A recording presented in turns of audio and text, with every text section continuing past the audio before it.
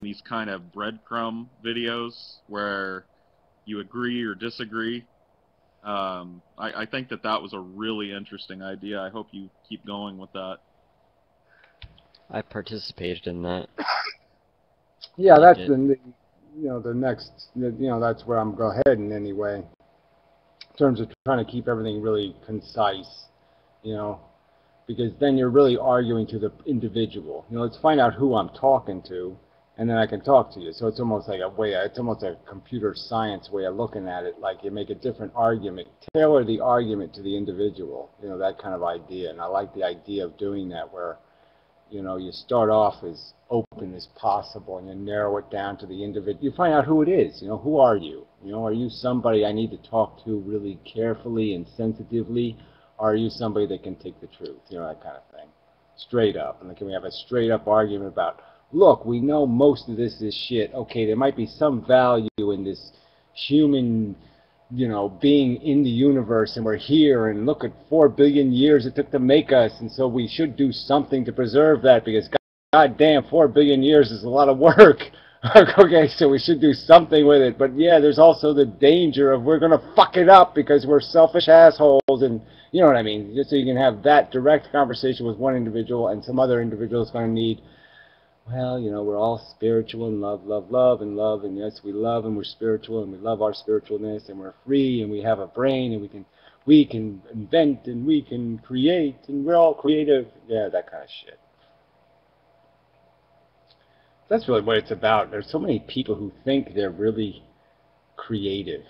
Creativity. People really think I'm creative. I'm an artist. I'm a they have that thing, like they're doing something really important, even though it's not really important. A world without God is a world dead and done for, motherfucker. And you better believe sucking dick for a cock. Whatever. I think God has dirty underwear. You consider yourself a god, Mr. DoNotGod? I'd like to know, huh? Do you believe in a lot of prophecies? You look like a prophetic man. Your premise doesn't even make any sense. I say DoNotGod does not mean I am calling myself God. I'm exactly saying something the opposite of that. Are you from the South? You have a Southern accent. I do whenever I want to have, I have, because as you have revealed, I am God's life, even though I am not. Can I call you He sounds like a Lieutenant skeptical Dan? heretic. That's funny because a lot of people think I'm Lieutenant Dan. I'm the Lieutenant Dan, thank you. No, I'm Beer Professor.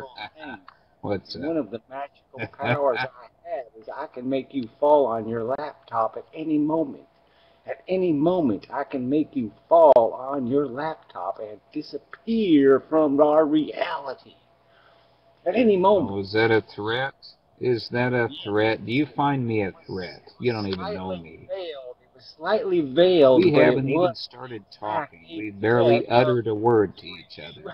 Huh? I'm just another character, just like everybody else in here that's been listening in until I came upon here. And now here I am, talking, sending my message out.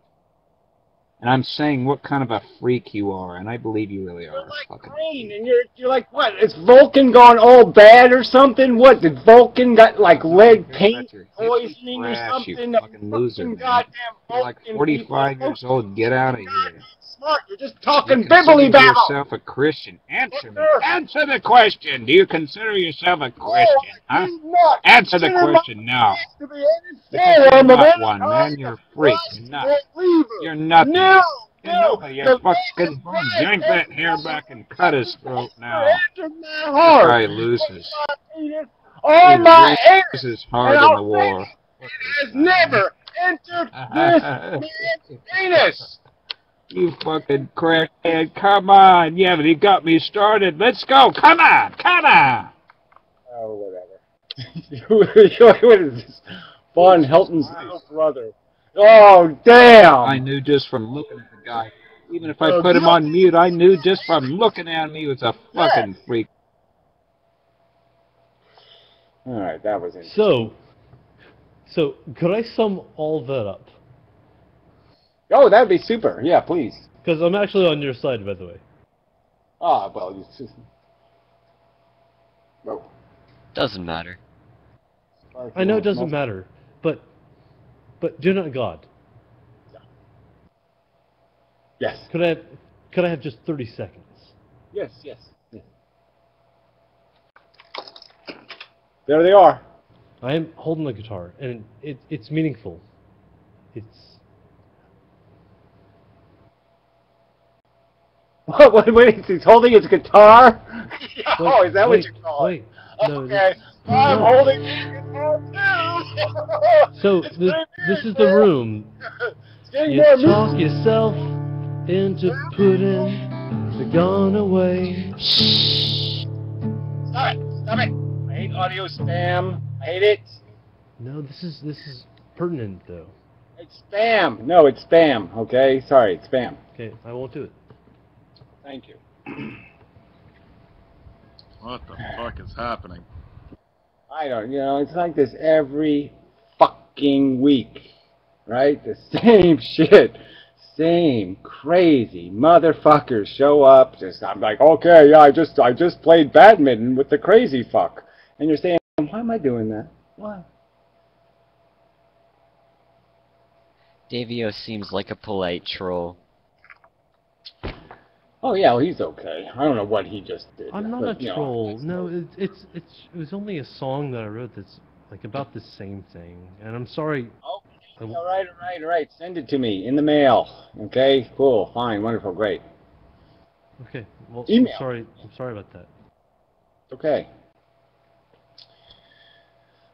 Can we talk about music then? No. Talk about music. What do you think that's a subject? The weather. How about the weather? The weather. Let's talk about the weather. No. Except for the weather on Paul's porch. Paul does great weather. Paul tells great stories. You have to, there's just no way to deny it. I mean, Paul can tell a great story, just about being on his porch. And I dropped a pizza. I dropped a piece of pizza on my porch, and Paul have a whole story about that. And it's really good. I mean, I wish I could tell stories like that. But I always make them short. It's a useless superpower. It gets you nowhere in life. Yeah, it's true. It's one of those mutants. You would be a real, like an X-Men. Yeah, I tell really long stories. Oh, wow, you're the really long story guy, huh? Woo! Yeah, we could use that. Not! Yeah. In that case, we wouldn't be X-Men, we would be former men. X-Men, former men. Ha ha ha. Oh, bad joke, man. Yeah, that's another really useless fucking superpowers. Bad jokery. Yeah.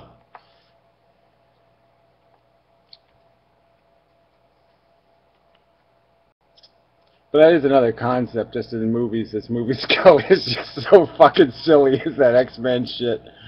I mean, really. Bumblebee woman. Oh, fuck. So, let me ask you this, Gary, and I think I know what the answer is going to be, but I'll ask anyway. Recently, my whole kind of trip has been, I've divested myself from the health of the world. And I'm focusing inward. I hate to use this term because it sounds so what would you say, phantasmagorical, but I'm exploring inner space because outer space is so horrific, trying to understand myself a little better. Jan Cassius thinks too much. Well, let him finish. Sorry to interrupt, but sorry. No, that's okay. That was basically it. Do you think there's any value in that? Well, I think there's all the value in that, to tell you the truth. I mean, not if you're going to live there. You know what I'm saying? Not if you're going to go, like, completely internal and never be able to have a rational conversation with Earthlings again. But I just mean that, the whole game is inside there. Obviously we... how to put this?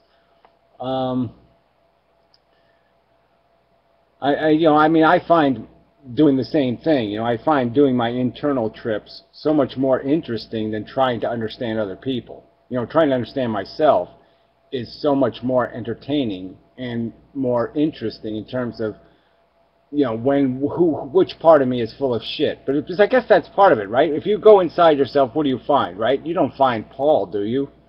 It's like you find Joe and Fred, and you know, you find all these assholes in there. You're saying, how the fuck did you get in there? When the hell did I pick you up? Like, were you hitchhiking or something 20 years ago, and I picked you up, and you're, you know, what are you doing in there? Because you find motivations and attitudes and things inside of yourself you say, I didn't even know I had. You know what I mean? So, I mean, I like doing that kind of deconstructing myself thing, just because I constantly, I mean, it also gives you that, these kind of like deja vu moments where you're saying, this is what I keep doing. I keep saying, how the fuck did I get here? You know, how did I get from start to this as the finish? You know what I'm saying? Like, say if I drop dead right now, this is the finish? I mean, fuck. Where did I drop the ball this badly?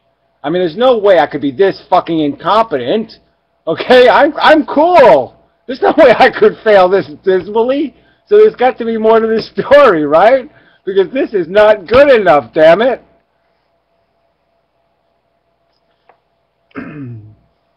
Yeah, it feels like I've got a, and it's probably just an illusion, but it feels like you've got a measure of control when you're examining yourself. I feel completely out of control when I try and understand other people's motivations and just the world at large.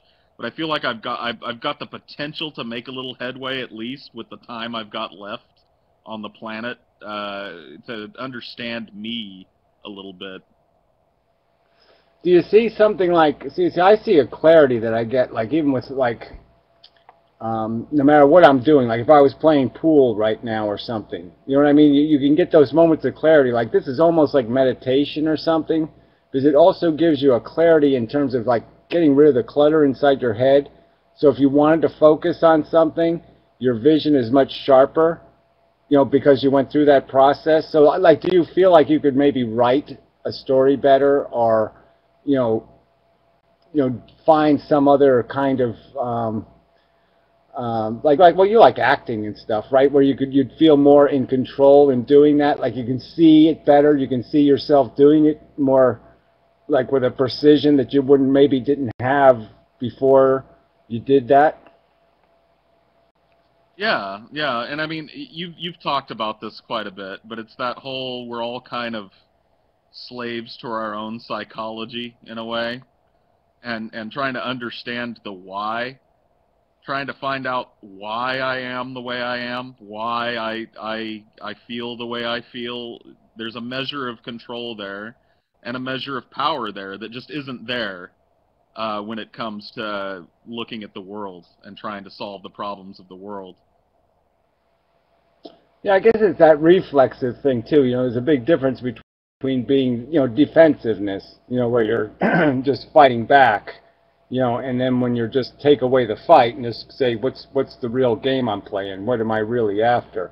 You know, what do I really need? What do I really, you know, value? What do I, you know, keep looking inside for the piece of something that means something, you know. Not that that's always I mean, it can be a little depressing when you start finding out that, oh yeah, there's not much to me. You know what I mean? That maybe I'm too simple, you know, and it leaves me with too little.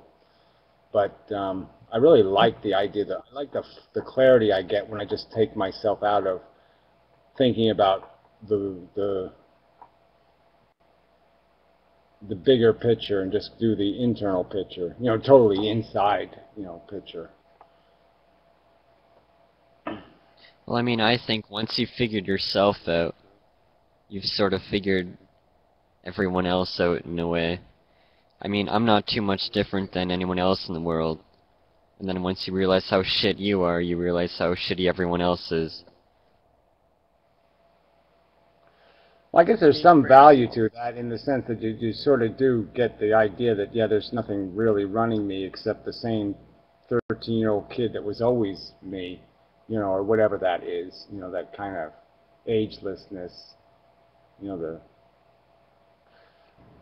Also, there are very few people that have these conversations. So, That has to be a +1 in some form or fashion, right, guys? You know? There's very few people speaking. Smart people labor over these things, and sorry about that. But we're all here for the same reason, I think. You're boosting my self-esteem, Davio. Stop it. To what? We won't even go into the reasons the trolls are here. But yeah, look at my shiny anus. Yeah, I don't know. What are they here for, right? What are those people really doing? Man, that's hard to figure out. They're just I bored. think women are deeper than men, though. I think that they're more interesting personality-wise, and if they were to look inward, they would have a more interesting time than men. What leads you to believe that? Well, just because men are built on a more simple hard drive. They're just sex and very impersonal. Women have a whole emotional and personal depth that men lack. See, I don't depth, think you call it depth. Is it really depth though? I mean, but women will kill each other to go buy a Cabbage Patch doll. I mean, come on, it's not exactly depth. You don't put that on the postcard or the monument of human dignity. Is 300-pound women beating each other to death to get to a Cabbage Patch doll. Can confirm, am a woman. Yeah. I don't see how that applies, though. Well, I don't think that you can make a unilateral statement like women have a more interesting or meaningful internal life than men do. I will own up to the fact that there are probably differences, but I have emotions. I'm not just driven by my desire to stick my penis in a warm, wet place. There are other things in there. Well, it's not all hunt, meet, kill. Well, yeah, and what is, and let's say if it wasn't, okay? I mean, the alternative is kind of wishy-washy, isn't it? I mean, emotionalism for the sake of emotionalism. I mean, look at the hysterics that women sometimes display. You'll have the images of the woman in the crisis, and she's on her knees wailing and doing the whole mumbo jumbo. And you're just saying, what is that? Is that evidence of depth of feeling? That evidence of really good acting? I think it is evidence of depth in relative comparison to the male, who would seem, by comparison, to be overly uninvolved. Well, I'm just saying let's maybe we can just agree to just say that there are Joan of Arcs and there are Caesars. You know what I'm saying? I mean, there's great men and there's great women. But yeah, there's a lot of mediocre men and there's a lot of mediocre women. So, Well, I think a lot of what you're talking about, Heroin Church, is more of it's social conditioning rather than a fundamental truth about the difference between men and women. Like, men are socially conditioned to not be emotional. If you cry as a man, you're a pussy, right? But a woman is expected to cry. And, I think if you dig past that, you'll find a lot more depth than you think you have. but isn't that some of that just biological? I mean, I don't think it's just conditioning, right? I actually think there's like hormones or something, because I really can't cry easy. I mean, I really have to like force it. I mean, I can't say I've had a good cry in the last 20 years. I can't say I've had one single good one. If I had any, they were always negative ones. But I'm just saying, it's not you just don't, just doesn't happen, like it did when I was a kid. Yeah, but when I can say the same thing, though. I haven't cried in the past 10 years. Yeah.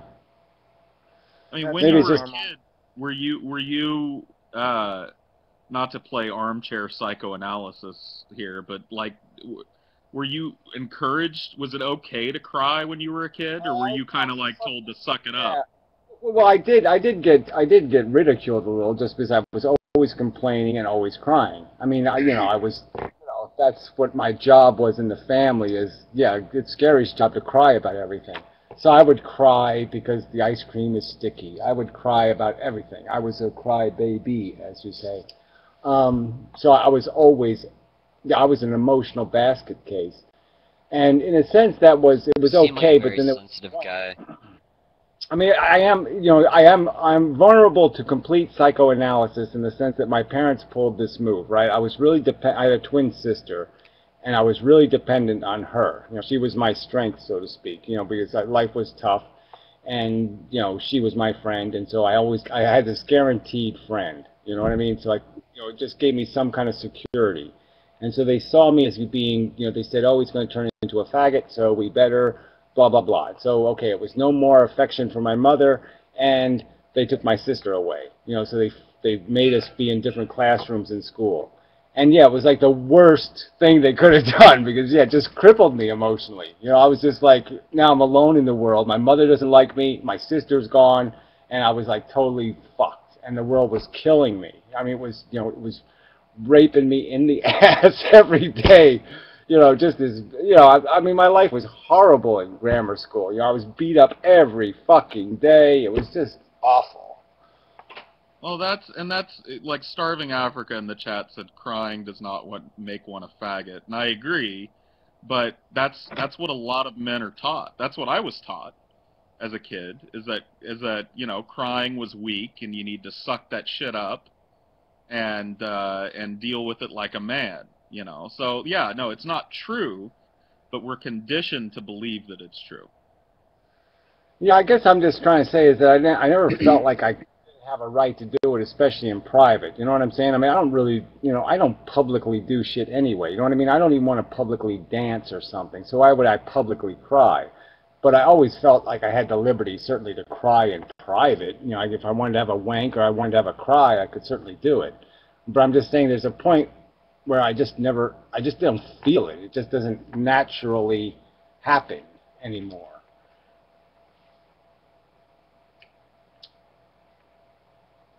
So I just don't know whether it's all. I mean, I think women are hormonally more vulnerable. I guess I'm making that kind of argument. I think there's a chemistry to crying that's, that has something to do with estrogen and all that kind of crap.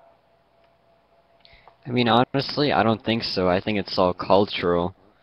I mean, I think deep down inside you're actually a pretty sensitive guy, Gary. But I mean, you've just been sort of culturally desensitized because of all the bullshit you went through. And all these expectations of manliness and macho-ness. Yeah, I just don't think so. I really just don't. But whatever. Yeah, I think it's probably a little bit of both.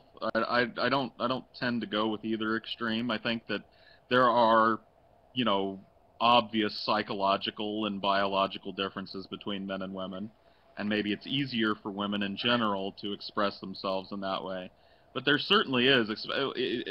Maybe it's just here in America, but it seems to be a worldwide thing, where men are conditioned not to cry, not to be emotional about anything. Yeah, well, crying is pussy Oh yeah, shit, I definitely right? agree. I mean, let's just be honest, right? I mean, it is pussy shit, right? So, I mean, if you little wimpy asses start crying in my goddamn tiny chat room, which is already gay enough, and start having a little boo-hoo fest, yeah, I'm getting the fuck out of here, okay? So, fuck you people and your crying shit. It's crying game nonsense. No, anyway, I don't know what to say. I'm just saying that I'm sort of got the impression, like I said, that I kind of gave it up at around whatever 16, whatever the number is, and it just wasn't something that just, didn't come easy anymore. So I just tend to think it was more hormones than, anything else. Well, I actually think it's about awareness. I mean, again, like Paul said, I hate to play armchair psychologist or whatever, but I think you always place a big emphasis on suffering and such. And I think that's a due part in being aware of what's going on in the greater picture of the world, and I think you're a lot more inclined to that sort of thinking.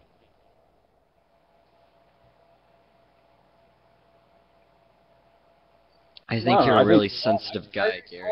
I think Paul has, and I think he's like me. I think I think a lot of people have. It's kind of a sense of perfectionism, a sense of something, something done truly elegant, well performed, well done, and it's just this whole thing that life is just too sloppy. I mean, there's just no way to control this thing. There's no way to ride this horse well, and so it's almost like you're just like, damn. I mean, not failing as much as that asshole isn't good enough. I want to do better than not being as big an asshole as him. I mean, that's not a good enough standard. And it's like that's kind of the game we're playing, and it's not a good enough game. There's no precision in this thing. You know what I mean? There's no way. It's like we're playing with crooked arrows. You know what I mean? You can't trust where they're going to go. And it's too sloppy. Give me a real arrow, damn it. Yeah, but I think, like, intelligence is linked to some sort of sensitivity. Like, you're more reactive of something than other people. Like, more intelligent people are able to react differently to something different, like a new piece of knowledge, like a new piece of discovery or something like that, and I think you definitely have that. I know, but some of it's just visceral. I mean, some of it is just the visceral stench of life. You know what I mean? It's like I'd like to say that everything I do has something to do with some kind of principle, but the principle is it's just too fucking sloppy. It's just not good enough.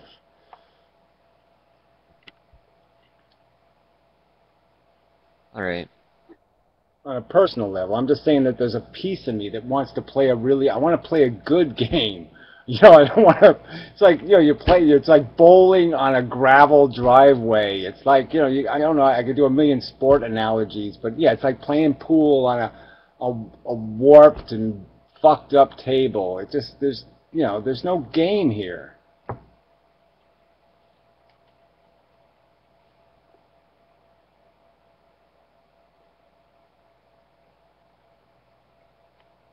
I completely missed this entire conversation, but I kind of want to hear like a summarized version within like 30 seconds of it, just so I kind of am on the same page. Mr. Hoodie, was walking in the forest. Mr. Hoodie was walking in the forest, and little Whammy Pammy, which is, kind of another way of saying crybaby wolf, right? It was a wolf that cried too much, and they called him Whammy Pammy because, little faggoty name. Well, anyway, Yep. He had a whole resentment thing anyway going, and he just beat the shit out of Hoodie, and ate him for dinner, and then shot him the next day. And that's the end of the story. So that's what's been going on. You got eaten by a faggot wolf, and then you got shitted. And that's it. That's what happened. Alright. Dude, you're already I'm cool with mind. I'm cool with that. Yeah. Well, that's better than my real life. Yeah. Cool. I don't know, dude. That was, I was not expecting that, so I'm just gonna casually, in a light way, say you are out of your fucking mind. Yeah, pop a few more, buddy. Pop them if you got them. Yeah. Yeah, touche. Righto. I'll cheers you on a nice beer, though. Cheers.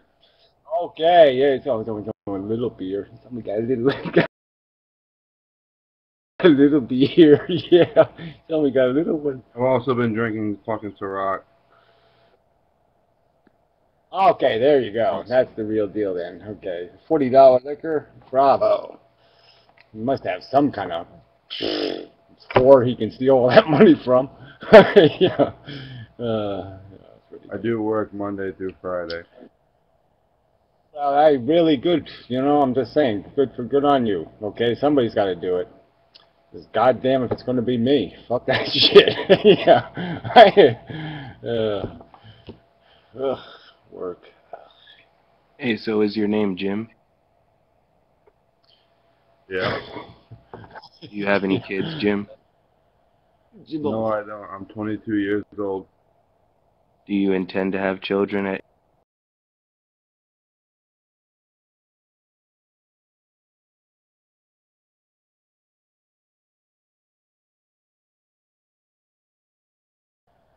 Yeah. Having some Why? little young piss in your face. I don't know, because that's what keeps evolution going. I'm not even talking about my name, but that's literally what keeps life going. Right? I know if I don't have kids, life will keep going, but I would like to keep my life going, if that makes sense. Yeah, well, that's like the motto of idiocracy. I'm keeping evolution going. Yeah, I'm involved in stuff. Yeah, isn't that what we're doing? Devolution? Yo, that's it. I mean, I don't know. He just asked me a simple question. Would I I like know, to and have you gave kids? him a And I cliche, answered him. retarded answer. For fuck's Couldn't sake. be more cliche. Yeah, I'll pop out some old kidder if I feel like it. Yeah, if I have a hankering for one, I'll just pop one of those fuckers out. Get the whore to do it. Yeah. Call him Jimbo 2. Oh, no, that's probably used up. I'll call him Jimbo 324. Yeah. All right.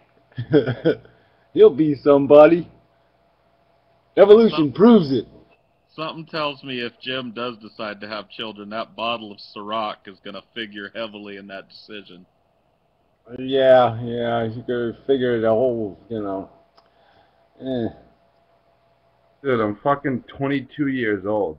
I literally was just able to drink legally like a year and a half ago because I'm 22 and a half. Now we're talking about me having like a family and what I'm going to do in my life. I'm just sitting here chilling, drinking, and smoking fucking weed. You guys are like already like talking about like my future, like what the fuck I'm gonna do.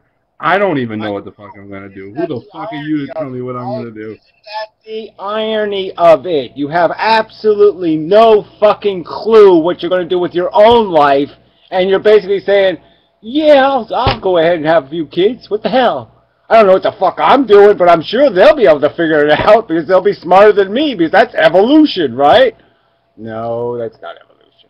Dude, that has nothing to do with evolution, you fucking weirdo, dude. You brought the You're in word the wrong up. chat, dude. Okay, we're going to go all You the have way no back idea. to like 4 minutes ago where you said the word evolution. Dude, first of all, you look like a fucking skeleton from Halloween Town with the fucking wig on, so you can go fuck your face. You look like you fucking took a fucking... That's part of evolution too. It's the evolution of the retarded arguments. Yes, you perfected it. It's like the Listen to me, you perfect fucking skeleton You from have now Halloween Town. constructed the perfect, huge, colossal asshole argument. It is the, what the fuck? Yo, you want another fucking Molly, bro? Oh, whatever. Yes, whatever, bro. This is Right? a chat about antinatalism. And then we're So, going to go Jim, right to dude. Dude, So- chill, dude. Dude. No. So Jim, he's gone. No. Oh well. No. Jim fell on his laptop. No, he fell on his laptop.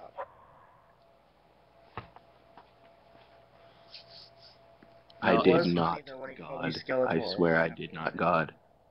He's probably going to go and You shit out a set bunch them of up kids. and I'll knock them down. So that's the only game we got, right? So let's throw rocks at the morons. Damn it. He's going to go shit out a bunch That's of what kids keeps just me to in the spite game. us now. Yeah, with his sister. I'll show them fuckers. I'm going to raise me some good kids. Yeah. So I'm to the point where I ask young people that question, and it makes for a very strange conversation. Because most people kind of do just go that route. They sort of have the assumption that life is a good thing, and that human existence is something that's necessary, something that deserves perpetuation. Well, it's I don't funny, know what just the because fuck I'm doing. That kind of attitude. there was a joke, like, from my generation of the whole Leave It to Beaver thing. Like, oh, this is, that was the cliche failure, the Leave It to Beaver life, or Fathers Knows Best, because we had these silly TV shows of these completely fake and phony and empty and shallow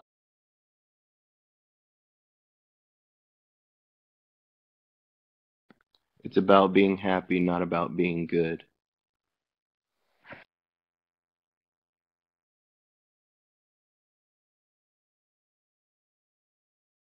I'm sorry. You're right. You're right. You're right. No, you know what?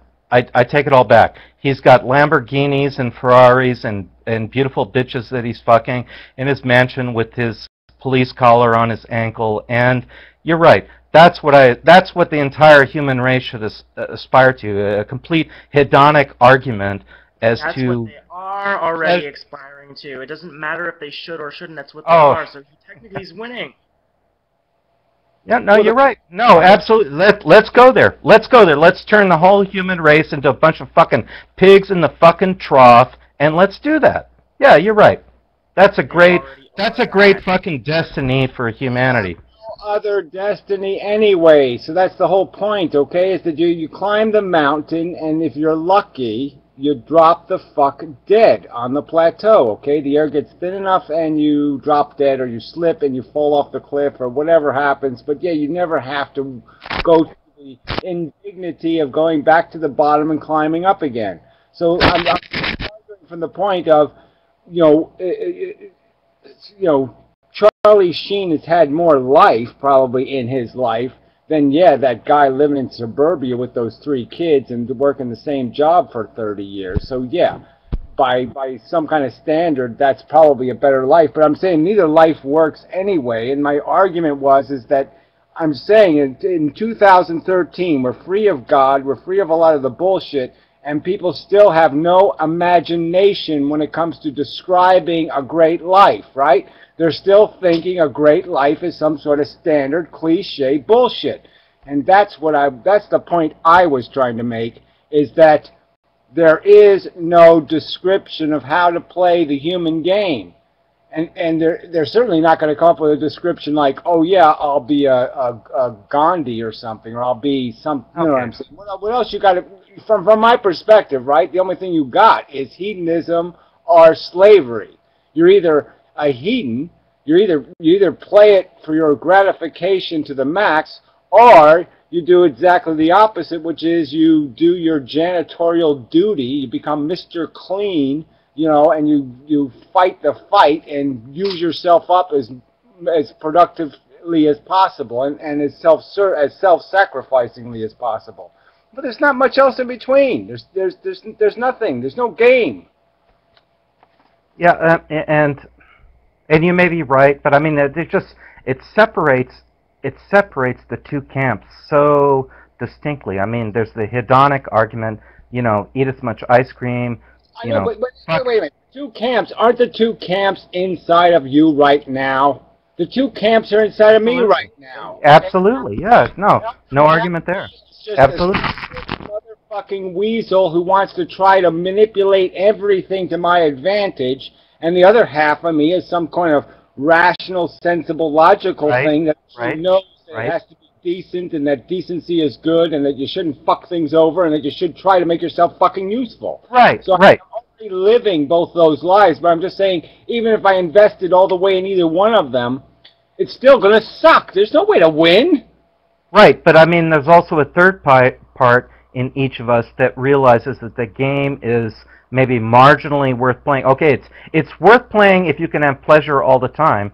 I mean, who's going to argue that, right? If you can have pleasure all the time, well, let's not get into that.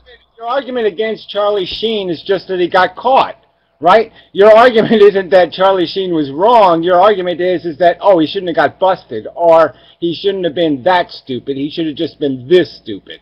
I mean, he shouldn't have been this gluttonous instead of just that gluttonous. So you're just arguing that he got caught, or he got busted, or he crashed the car, but you're not really arguing that it was speeding. Yeah, I don't know that's really my argument against Charlie Sheen. My argument against Charlie Sheen is that, I know you're going to hate, I know you're going to fucking hate this, but all things grow old, all things grow decrepit. I mean, disease, suffering, and pain are fundamental constructs of life. And Charlie Sheen is going to grow old, and he's going to get cancer, and he's going to fucking look like a, imagine what somebody who smoked coke and drank like he did for 20, 30 years is going to look like when he's 50 or 60. Why do I want to be a good-looking corpse? I mean, that joke's been around forever, but why the fuck do I want to be a good-looking corpse? Elvis's joke, right? I'm sorry, I cut you off. Go ahead. I'm just saying, why do I want to be a good-looking corpse? Answer that question. Well, you don't. Obviously, I mean I mean, if that's your sum total goal in life to, you know, live fast, die young, and leave a good-looking corpse, Might as well look pretty used up. Okay, I guess I want to pour everything out of the bottle, rip the label. I want to use it all up. Okay. No, of course you want to use it all up. I'm not arguing that. I'm just saying, in terms of purpose, in terms of meaningfulness, that doesn't have any meaning. Right, to look like Keith Richards and shoot heroin into your fucking eyeball, that doesn't have any fucking meaning, right? I mean, ultimately. Either does changing a motherfucking diaper in suburbia. Exactly. Well, I mean, we're in no. We gotta find a point we can argue on, because too many points we agree on.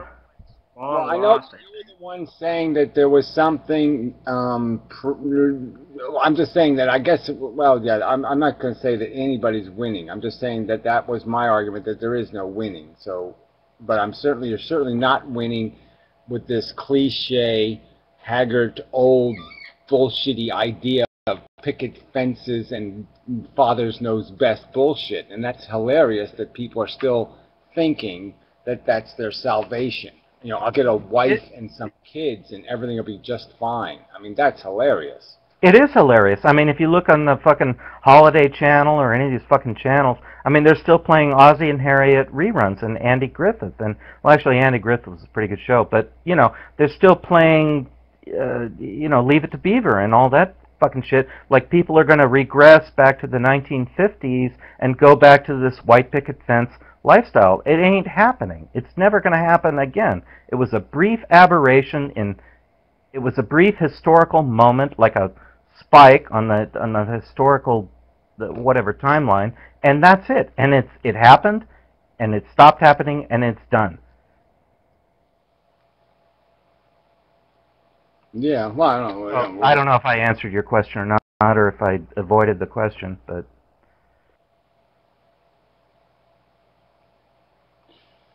Well, the point is, I think, is that you would think, I would think anyway, that the new generation would have more stuff, not less stuff. It's like they got a less, you know, it's like we had better guns back in our generation.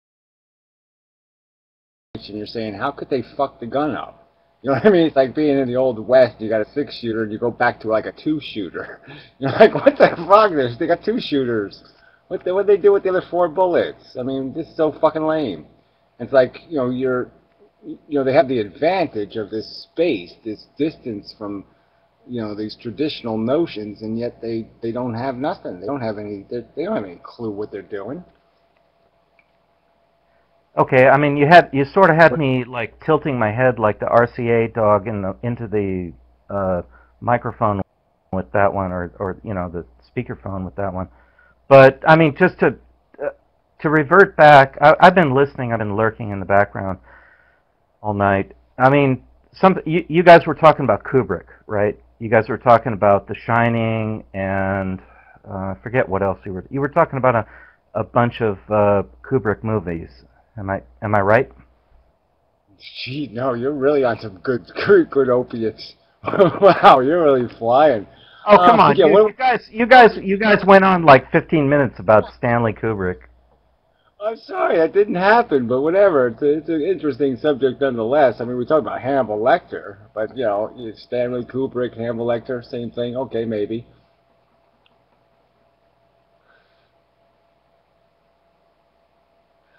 Well, now you just hit me upside the head with a 2x4 and made me forget my train of thought. Well, but, yeah, you're a terrain in all kinds of things. You have to say more, but it doesn't matter. Let me just finish the damn... The bottom line, is even when we fixed it, you know, even when we make this system more equitable, the point is that we're feeding off of all this exploitation in the rest of the world. So are we going to fix the Chinese problem or not? Are we going to give a damn about human beings in general, or are we just going to care about Americans? So again, this just gets a little, it gets pretty complicated now that we have this international economy, because in an international economy, you either fix it all or you fix none of it. Oh, well, I couldn't agree more. I mean, I think that's precisely the point. I mean, you've got, China is down in Africa right now, ripping the shit out of Africa, creating open pit slave mines with child slave labor, and they don't give a fuck as long as it gives us rare earth minerals to send to Foxconn to make the fucking iPhones and iGadgets that we all like to clickety-clack, and text our friends and, hey, look at me, I'm fucking on Mount Kilauea, yeah, I'm fucking bitching, aren't I? This illusion, this delusion of Western civilization that is not propped up by slavery in Africa and South America is, well, I don't want to say it's got to end, but I mean, it would be nice if there were more people who are aware of it, at least. Would you rather we're all equally miserable, or would you rather that? No, I'd rather. No. Wait, let me take this, Gary, please. No, I would not rather we were all equally miserable. That's not the case. I would rather we fucking did some fucking population control, like got us down to sustainable numbers, like, and this is going to be controversial, 2 billion. Yeah, we're at 7.2 billion now. How are we going to get to 2 billion? Well, that's a discussion for another night.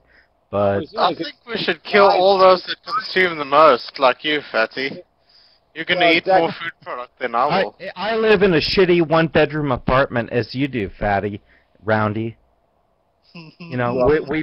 We both live in fucking tawdry one-bedroom apartments. It's all just a big joke to you. Yeah, whatever.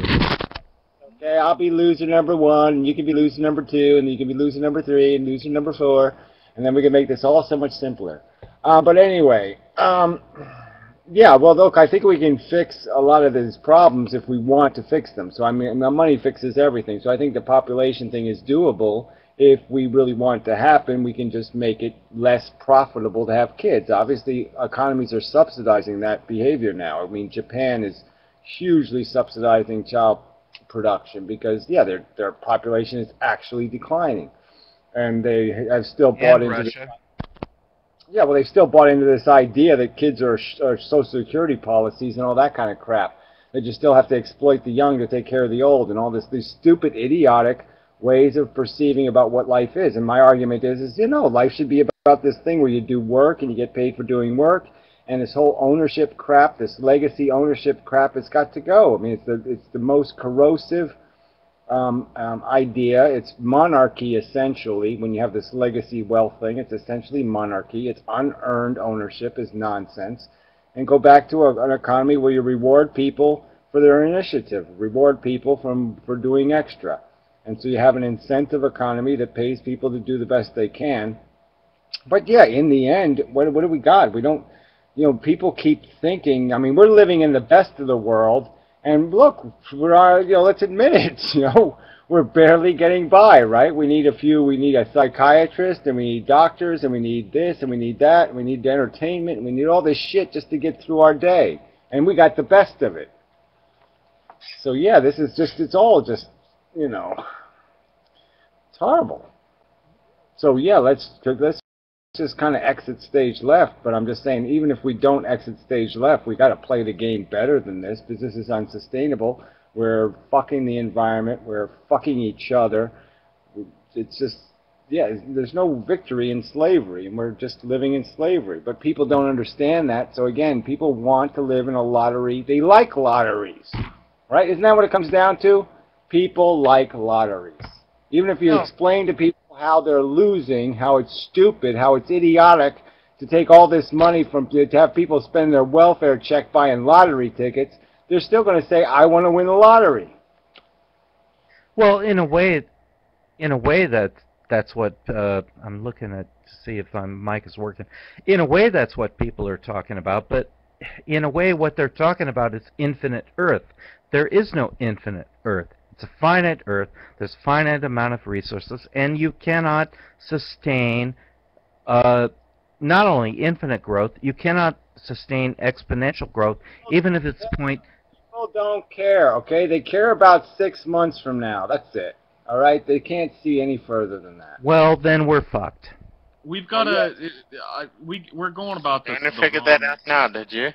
We're going about this the wrong fucking way. We've got to de-incentivize the whole idea of being wealthy.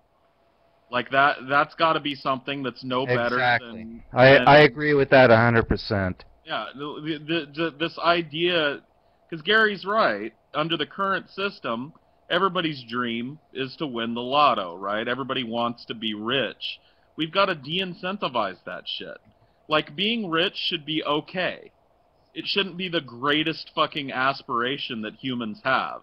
It should be okay, just like working at a factory should be okay. Well, it should be not okay that you have a fucking you know, a 10,000 square foot mansion in the Hamptons and a Lamborghini and a fucking whatever 6,000 ton SUV, and you know, you shouldn't have all the shit and 10 crystal chandeliers while, you know, 8,000 people are starving to death in the Sudan.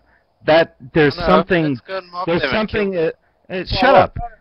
There's something essentially disproportionate about that. That does not equate. Better example: you shouldn't own 8 houses that nobody's living in, right? That you're heating and that you're cleaning and that you're taking and maintaining the wrong ways here, buddy.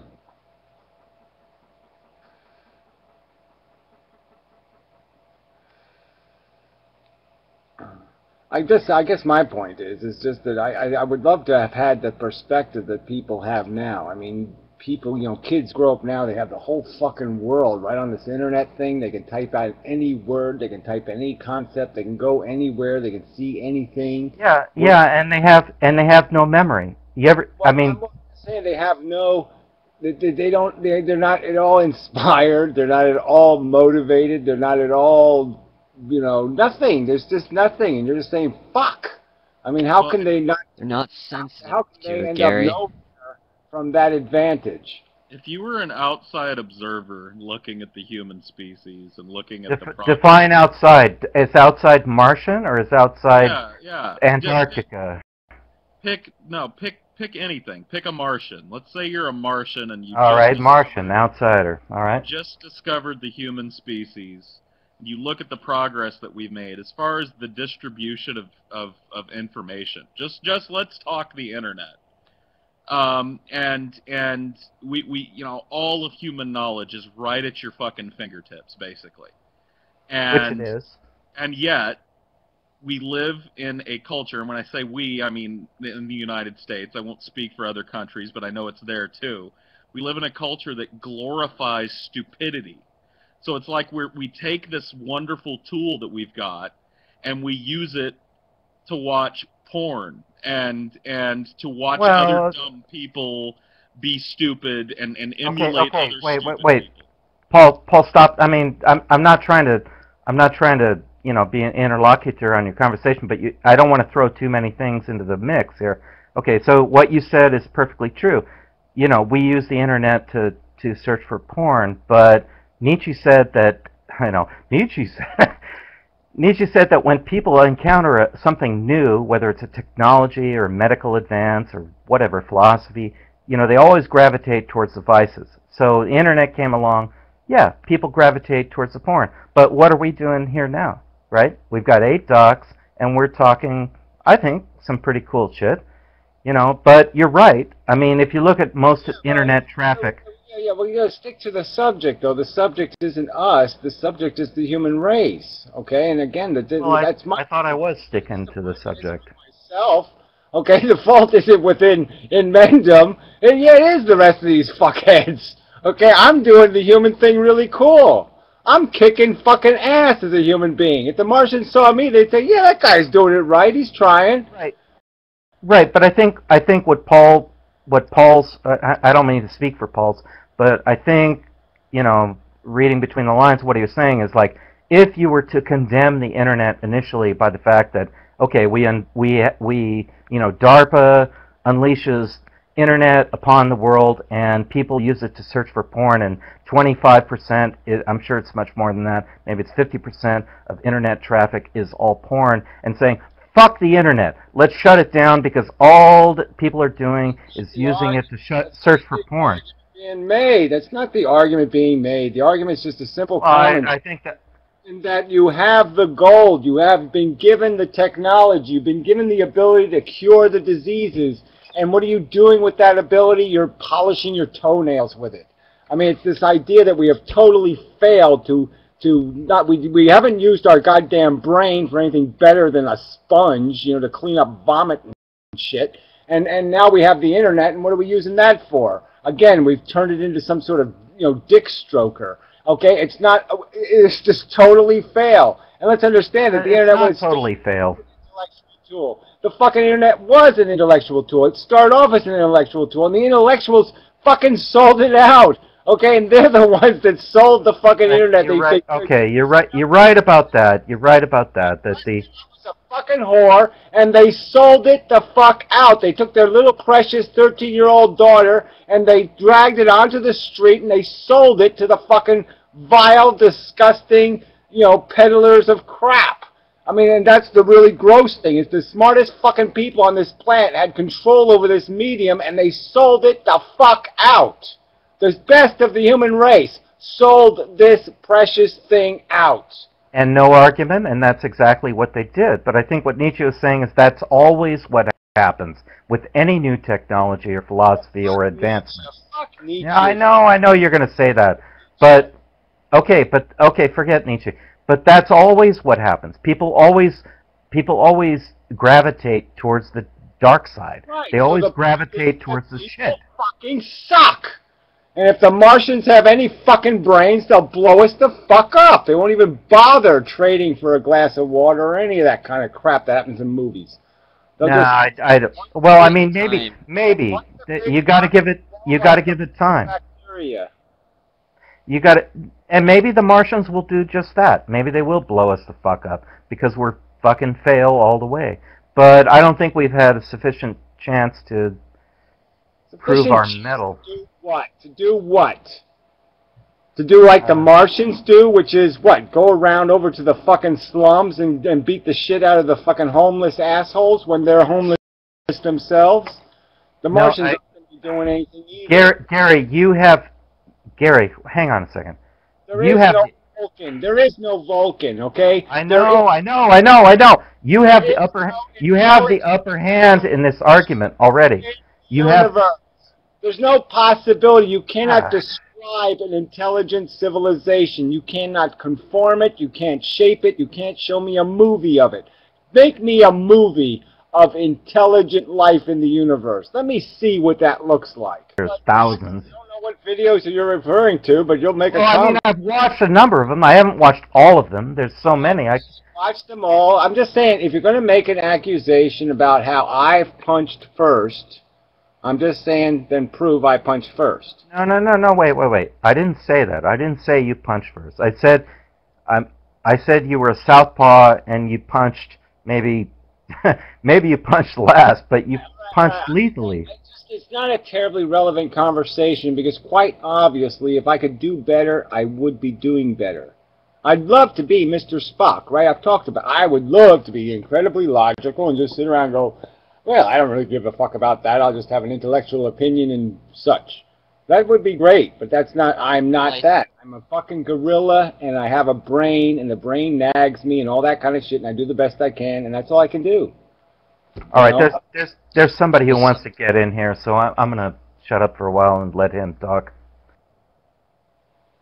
Well, I think the thing with Gary is that does not like to compromise, and I sort of appreciate that from him. I mean, you see a lot of these YouTube philosophers, and they always sort of try to avoid any sort of conversation or conflict with each other, and they sort of try to make friends with each other. I mean, I saw that with Letter Returns. He was sort of trying to be friends with Gary, trying to find this sort of middle ground with him, but I mean, I don't think you're someone that really compromises at all, Gary. Well, I don't like. I mean, how many insults do you take too? Like Luddite's a good example. Well, Luddite. Well, look at Hospital today, right? That was a good example in my opinion, right? Because he starts off like, I want to have a conversation, and then the conversation just starts getting about, well, let's see how crazy you are. What do you mean? Well, no. The subject isn't how crazy I am, you fucking whatever rooster fucker. I mean, you know what I mean? I mean, it was just like, fuck you. Let's talk about how you molested your kids or something. Because we're not going to do this. I'm crazy. I'm a cult. I'm this. No. Fuck you.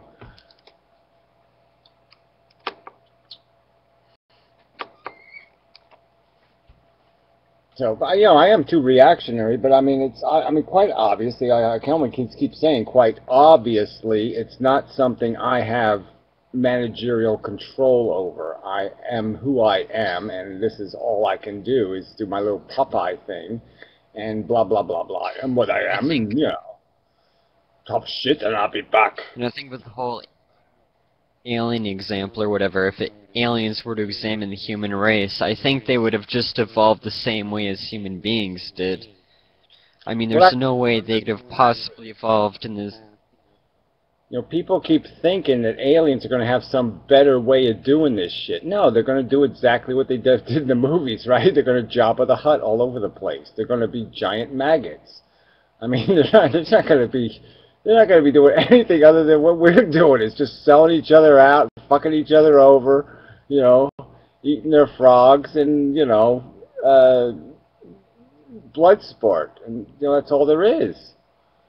Well, it's interesting that, I mean, you know, I know Hollywood should not be the imprimatur of all that is, you know, forthcoming, but if you look at, I mean, an entire generation or multiple generation of Hollywood's movies, I mean, from the most recent Battleship to Aliens to, take your pick, you know, they all involved exploitative aliens who basically do the same shit as we do, only they do it better, and they have more advanced technology, right? Correct me if I'm wrong, but that's basically the theme in all these Hollywood movies, dealing with aliens. Yeah, no, well, Avatar, we were all bad guy all over the place. Oh yeah, I forgot about Avatar. Right, Steven. You messed up their good deal of, you know, I see you. Now I'm going to stick a knife in your fucking dick. Yeah, I mean, what the fuck? I see you. Yeah, that makes it all okay. Oh yeah, when you rape a bitch, just say I see you. I see you, bitch. Yeah, yeah. I'm gonna shit in your face. Yeah. You see this? Yeah, here it comes, bitch. Yeah, it makes me feel good. I mean, come on, it's just disgusting. So yeah, I'm glad we ruined them, bastards. Fucking tree brain. I mean, God, these movies are so stupid when you think about them, right? The tree brain. I mean, come on. What do you mean, tree brain? Fuck. Come on, no. Star Trek with the little rock guy that was laying the eggs. That made more sense than fucking tree brain. That's why I love you, Gary. You're so cynical and fucked up. And you bring me back to planet Earth every time. Yeah, well, sorry about that. I mean, no, that's a good thing, man. I love it. I know. I don't want it written on my tombstone. I mean, that's sort of the point I was trying to bring up. People back to Earth. You know, I really hate that written on my tombstone. Gary was excellent at bringing people back to Earth. Oh fuck. You know, it's not a good thing. In the little yellow spaceship. He drove them back to Earth in the little yellow spaceship. I'm still trying to think of that fucking point from the Kubrick movies earlier. If I don't even know if you want to talk about it. You probably want to move on. some new subject. Well, I think Kubrick is the most overrated motherfucker on planet Earth, okay? I mean, jeez. He's really good at 2 minutes of a movie, and then the rest of the movie sucks. So, yeah, he's good at a 2-minute movie, and the rest of it is... I heard a boo! Well, I'm just saying. I mean, fucking 2001 was just absolute... Oh, I don't know. I mean that... Okay, let's shit was okay. brilliant, okay? The bone going in the air and blah, blah, blah, blah, blah. Yeah. Pre-bone. Pre-bone going in the air. Boring shit. I mean, fuck. Look, here's the thing, though. Look at the pen. It's floating through space on the fucking stream. Yeah, but prior. Okay. You have a lot more in common. You have a lot more in common with Kubrick than you want to admit you do. Because if you look at the he has a lot more in common with Nietzsche than he wants to admit, actually. I don't know about and Schopenhauer. Oh yeah, he does. But anyway, back to Kubrick. Yeah, Clockwork Orange. Let's do that. Okay, so that obelisk, that black obelisk, that had a pure Masonic symbolism in it. It was 1 by 4 by 9, which the mathematically literate will realize is 1 squared by 2 squared by 3 squared. I mean, and if you look at the Masonic symbolism, they have the square as the the centerpiece of their whatever emblem. And I'm positive that Kubrick. I already watched the movie and fell asleep 4,000 times. It took me like 7 times watching that movie to actually get through it without falling asleep. Okay, It is the most boring, idiotic movie in the history of fucking movies. The most oversold hunk of steaming motherfucking shit I ever watched. I was just like, what the fuck happened to this movie? Take me back to the monkeys. I mean, I kept waiting for the monkeys. Please, bring the monkeys back into the movie so there's a movie again, because this sucks. No, I'm sure underneath the desk where you sit, there's like a stack of 2001 DVDs, Blu-rays that you send out to your people for Christmas. Clockwork Orange was goddamn, that's like, it's like TJ wrote that movie. Okay, I mean it's a. Well, wait a minute. You're attacking Clockwork Orange now? Yeah. Yeah, Clockwork No, you gotta be kidding me. You don't like that one? Look, I'll say nothing more. Okay, it's a movie. I could see 2001, but Clockwork Orange, come on, dude. It's a movie everybody has to see. Everybody needs to understand the concept of reconditioning and all that kind of stuff. But the way they made that movie, I thought was just. Which one, Clockwork or 2001? It went way too far up the anal canal or whatever you want to. They just went way further than they need to go to make the argument. Man, you were just a diehard curmudgeon contrarian. Clockwork Orange is the movie version of every point that you've been making in the last 15 minutes.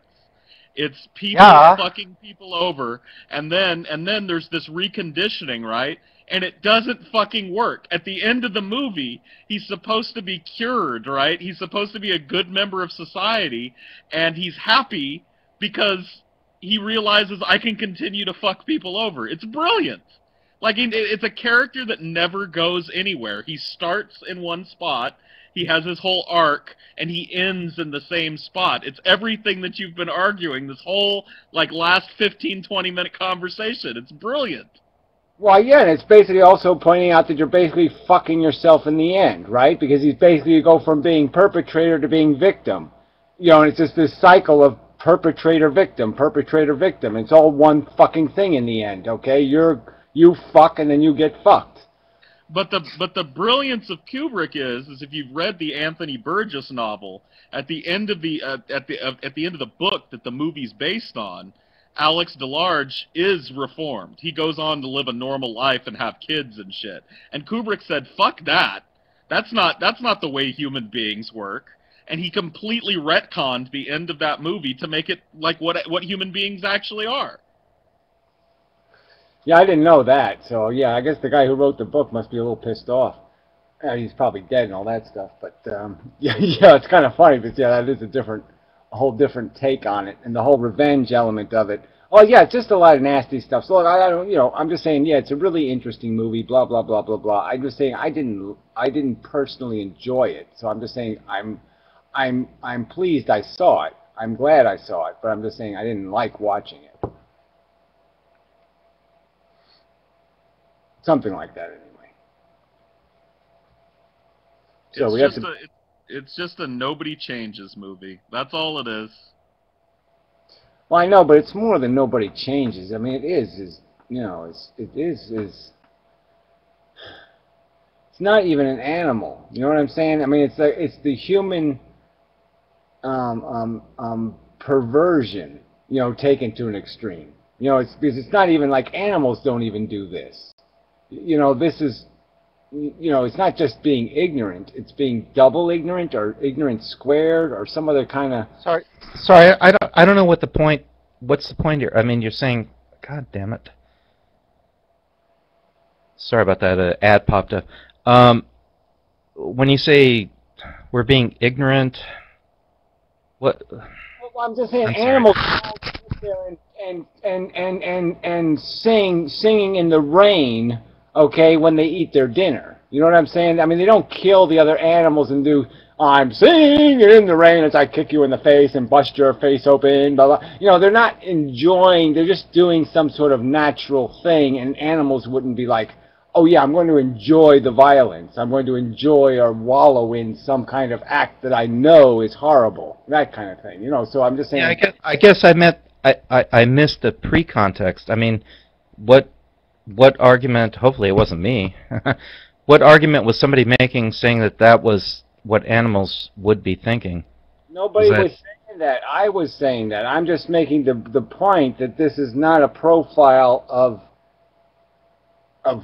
anything. I mean, it's just a double. It's a perversion that's just beyond what humans. Even I don't like. Frankenstein's monster doesn't even do that, right? I mean, Frankenstein's monster doesn't even. Isn't sadistic. Yeah, so, but you can extrapolate it out. The violence is just a narrative device in that movie. You can extrapolate it out to the people that are, raping the financial system, right? They're doing just as much damage as Alex did in that movie. In fact, I'd argue they're doing more, and they're doing it they are Alex's. Those that.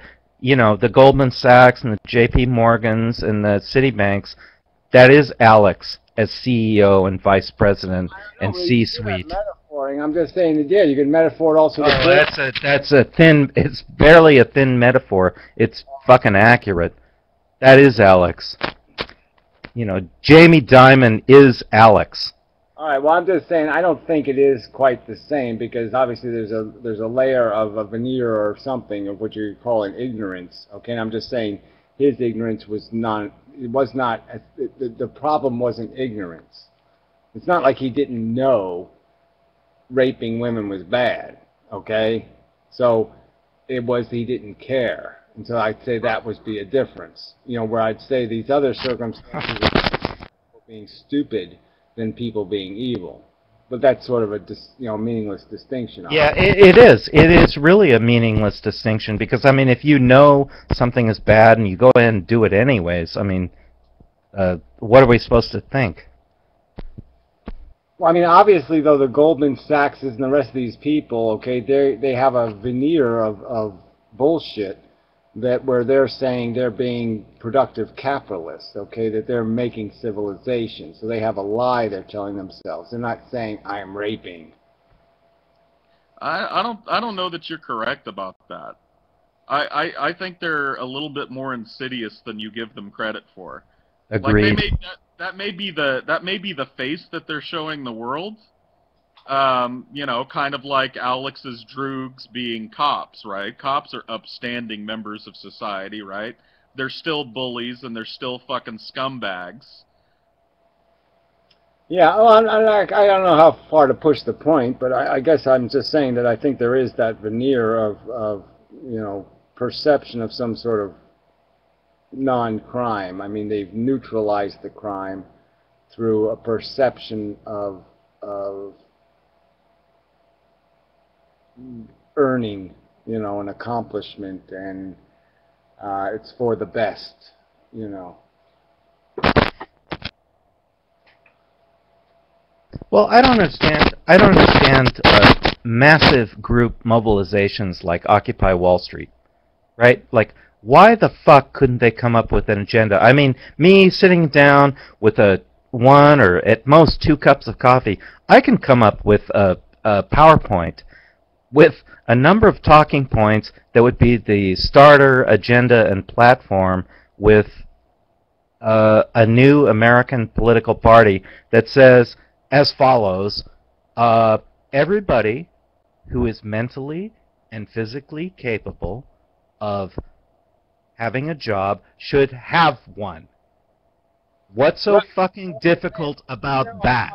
I know, but as soon as you write a platform, you'll start offending people, so that's why they didn't do it. And secondly, these guys weren't out to change. Are you being ironic, or are you being serious, Gary? I mean, who cares about who's offending who? Really sucks. And it'd be nice if you let me finish my goddamn point. I'm sorry. Go ahead.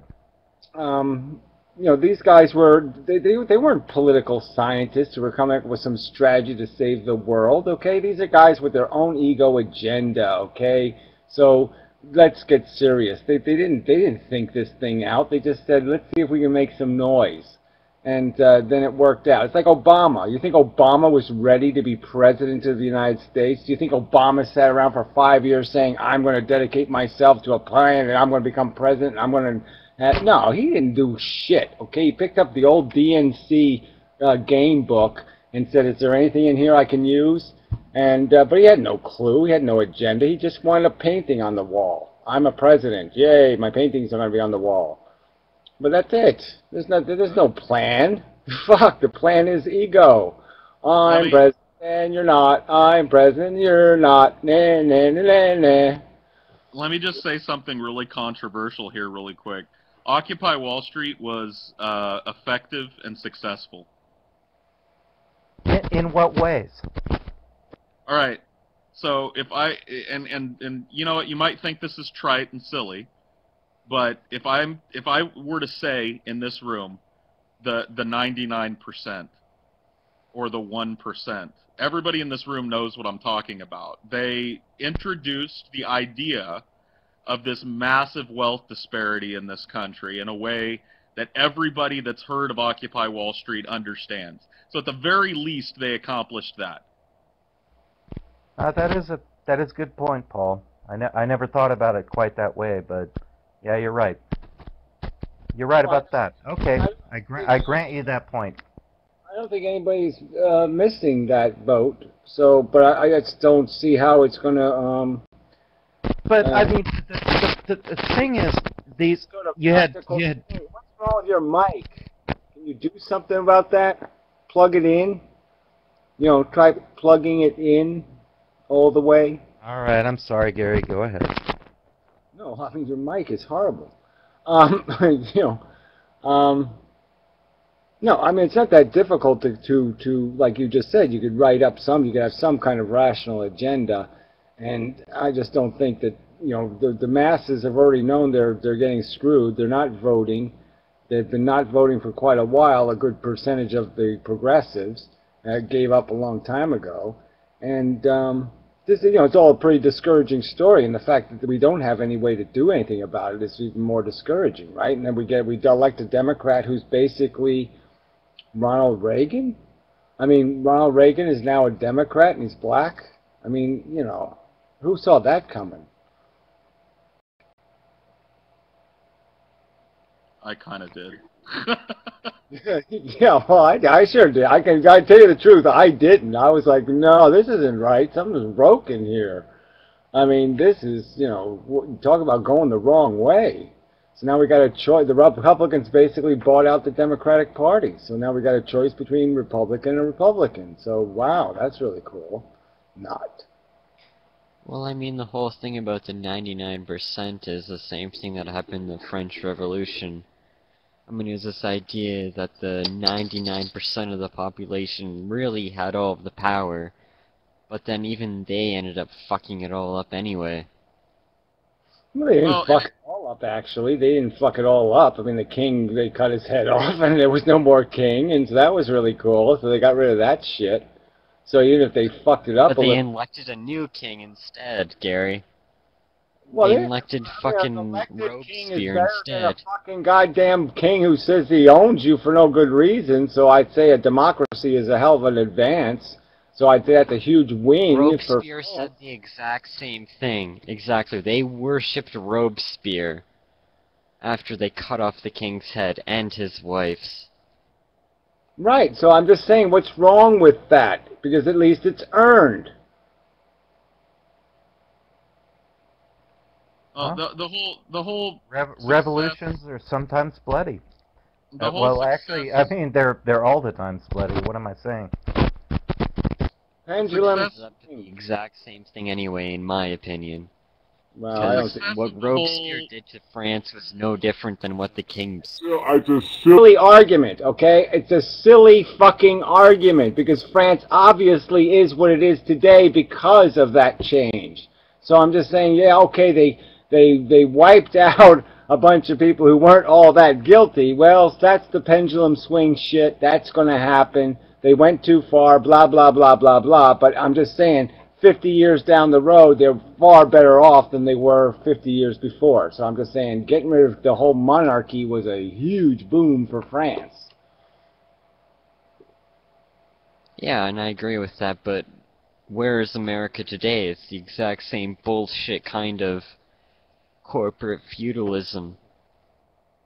Yeah, well, we all sold out. We all voted for Ronald Reagan, like I said. So, yeah, we voted to be owned again. That's right. We voted to be slaves to, you know, let's lower the minimum wage. Yeah, that'll make everybody. No, I got to disagree with you there, and I'm sorry if Tiny Chat lag gets in the way. I don't think we voted to be feudal corporatist slaves. I hate using this word. The powers that be, God help me. I think they were supreme architects in getting us to be corporatist slaves. I don't think we voted for it at all. So I got to agree with. I have to disagree with you on that one. I was alive then, and I saw it. So I guess you can say we didn't, but we did. Okay, so go ahead and say we didn't, but we did. Anybody who said, I mean, remember Walter Mondale?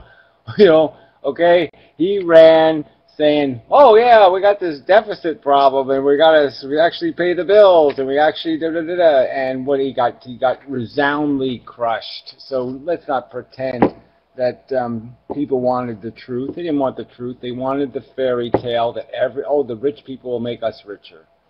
Let's float all the boats. Let's make the entire Atlantic Ocean rise. I mean, to bring it back real quick to the whole 99% and 1% thing, it's kind of what you're talking about doing with these agree-disagree videos. It's a simplification. Yeah, a lot of people knew that the man was fucking them, you know, before It's not like they introduced the idea, but they presented it in a simplified way that people have resoundingly embraced. Like, everybody knows what you're talking about when you say it, and that's something. That's at least something. I know, but don't you think that that's getting caught up in a lot of this, like Ron Paul, it's the Fed, or it's the bankers, or, you know, they're still not getting it. And if you say something like, well, let's tax inheritance, right? They still don't want to do that, right? So because they all think they're going to be billionaires. So all these people who say, okay, yeah, I'm one of the exploited, they all want to be part of that 1%, or they want to be part of the top 5%. They all think they're going to win the lottery, And they want to make sure that when they win the lottery, they can be motherfuckers like the rich are now. So it's not they're against being rich. They're just against somebody else being rich. You know, they're all for them being rich.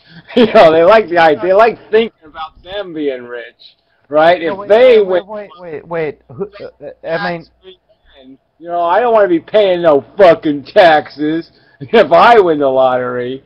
Yeah, right. I mean, Gary, can we just get a point of clarification here? Who is that? Oh, well, he stepped away from his chair. I was just about to ask, who is that accusatory finger pointed at? But he's off to take a leak or something. So, guess we'll have to wait with some. Anybody got some elevator music? Could put on some Vivaldi or something.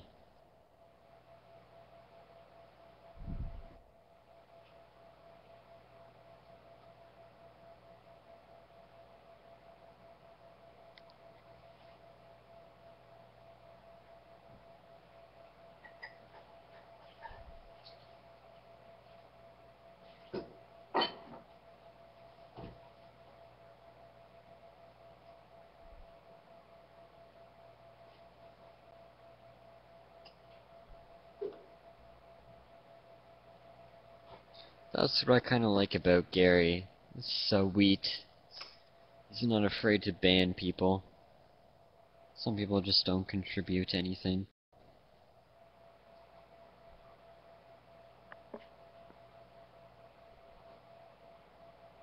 Yeah, I do like Gary a lot. This room's a room with a bunch of depressed people in it talking about antinatalism. No one contributes anything to anything. Just Oh, here that is to have true, a chat, Casey. and then you make it sound like you're doing something productive. Yeah, you're right. And what are Serious. you doing? Hey, what are you doing that's so productive, Happy? Nothing, but I'm not a hypocrite about it. Well, I'm happy you're in to here. admit that I'm here to do nothing. You lot think you're here to do something, but you're not. What's more? Wait, what's more productive? Having a conversation with intelligent people, or coming in and shitting on people that are having a conversation with intelligent people when you admit that you yourself are doing nothing? How about pretending to be an intelligent person when you're not? Wait, no, Cases of Materials is kind of right about this count shit. For something? I mean... No, it counts counts it counts for a little I more. realize than... it kind of means nothing in the end of the day, and I mean, he just doesn't give a shit. Like the universe doesn't give a shit. I love you, Gary. Yes. Yeah, it's like I haven't heard that before. Yeah. Right before I get but Cases, you're still an asshole. Just fuck you. Yeah, whatever.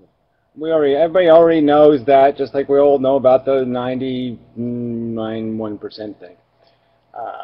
Yeah. Troll's a troll is a troll is a troll. He's a troll. So what, DNA got some sort of something you were whining about? I could hear you complaining that Gary left. Yeah, I had to get something to drink. It's still cooking, actually. No, I wasn't whining. 3 generations of conversations have happened since you left to go to the bathroom, so I don't want to recap them. Let's just start afresh, shall we? I don't know, but okay, fine. I'm gonna go. I'll be back. Hey, Wayward guy! Yay! You just had a bathroom break. What do you mean you're gonna go? Well, I have to go. I didn't go. I went to go make me something to drink. So I had to put in the microwave, you know? Damn. Damn. All right. It's a pretty intense drink, Gary. Huh? I've never had a drink that I had to put into a microwave, to be honest. Yeah, well, coffee, you know. You could microwave tea, but it's not as good as if you boil it in a kettle. Yeah, well, I drink soup every now and then, too, so that's I put in the microwave, soup, drink, soup, thing. But whatever, it doesn't. It's not really that important. The point is, I can still hear you usually when I leave. I can still hear you, so usually you should just assume if I leave without saying anything, it just means I can still hear you. Go ahead and talk. But you didn't hear the last 3 minutes, did you? Got ya. Gotcha, motherfucker. I Harry, heard. you're letting your subordinates get out of control here, calling you a motherfucker. Yeah, well, I'm not too worried about You're that. stronger than this. I'm not too worried about that. Oh, Can God. I call you a motherfucker too? Happy has a hard-on for me like you wouldn't believe. He's got like a 10-foot hard-on. No, it's scary. He's got a hard-on for him. I don't know.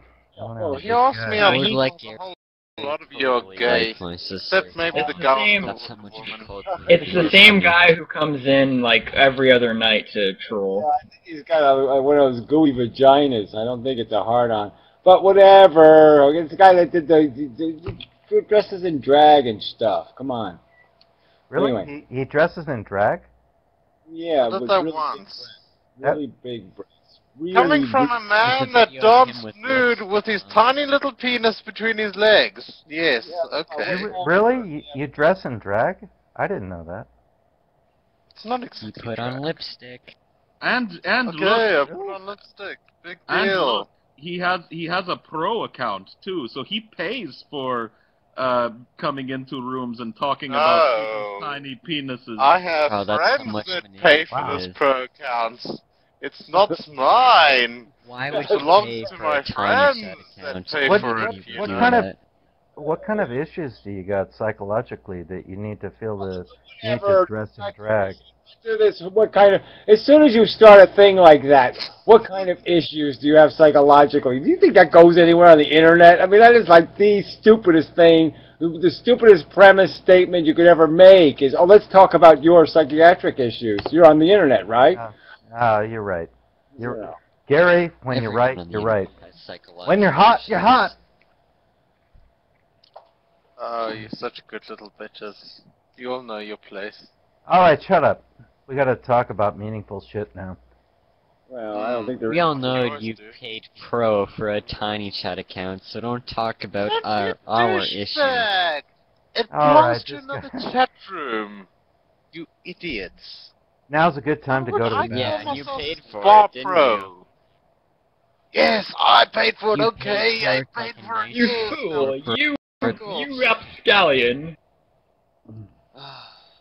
Well, he paid for it with his Rothschild money, so it's okay. Okay, he's got a bunch of Rothschild money, so he doesn't have to worry about that kind of shit. Oh. Yes, parents' allowance. Poor little bitches. Yeah, well, exactly. Never, you know, whatever. Well, whatever. And moving on, or around. Damn it. Moving on. This whole idea of the political party thing does intrigue me, because it's like, you know, I did look up the Progressive Party on, and it was just kind of funny that the name was used a couple of times and the party completely failed. But it's like it's still out there, you know, go ahead and I can go grab the name, you know, the Progressive Party, and maybe start over. But yeah, we really need a decent third party. Maybe you could start the antinatalist party, Gary. Yeah, well, I'm not going to go with that one. That's obviously not going to be a big winner. So yeah, I think I'll start off with the, you know, let's try to be human beings first party, maybe. Be a human being. I have a better hairline than you, Cases and Materials. And my hairline sucks. Please don't flirt with me, it makes me very uncomfortable. Yeah, it doesn't matter anyway. His Cases is getting kind of fat, though. I did notice he's getting kind of fat. And you're getting old and wrinkly. You'll die before me, old man. Just saying, you're looking kind of fat. I mean, I'm just saying, you know, I just noticed and stuff like that. He's not fat. He's pudgy. That's not the same as fat. Yeah, let's be honest here. I work hard to be fat. Pretty cute. I don't like it when not fat people are called fat, because it is not easy to be fat. Aye. Oh, Gary, that backfired on you. Well, I'm not comparing you to Cases and Materials. I'm glad that this high-minded philosophical conversation has devolved into tissues of adipose. That really is it's the high point of the evening. Yeah, That's all whatever. more interesting. We need to troll the troll.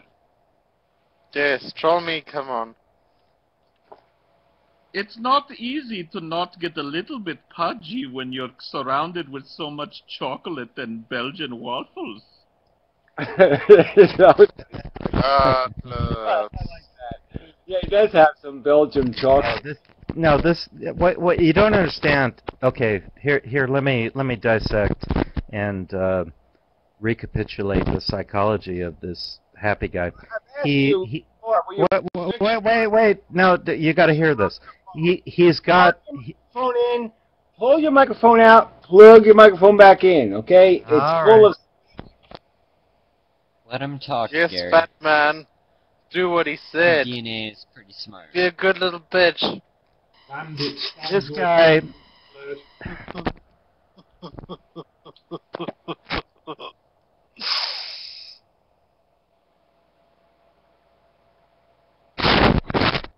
Ah, jeez. Still working on it.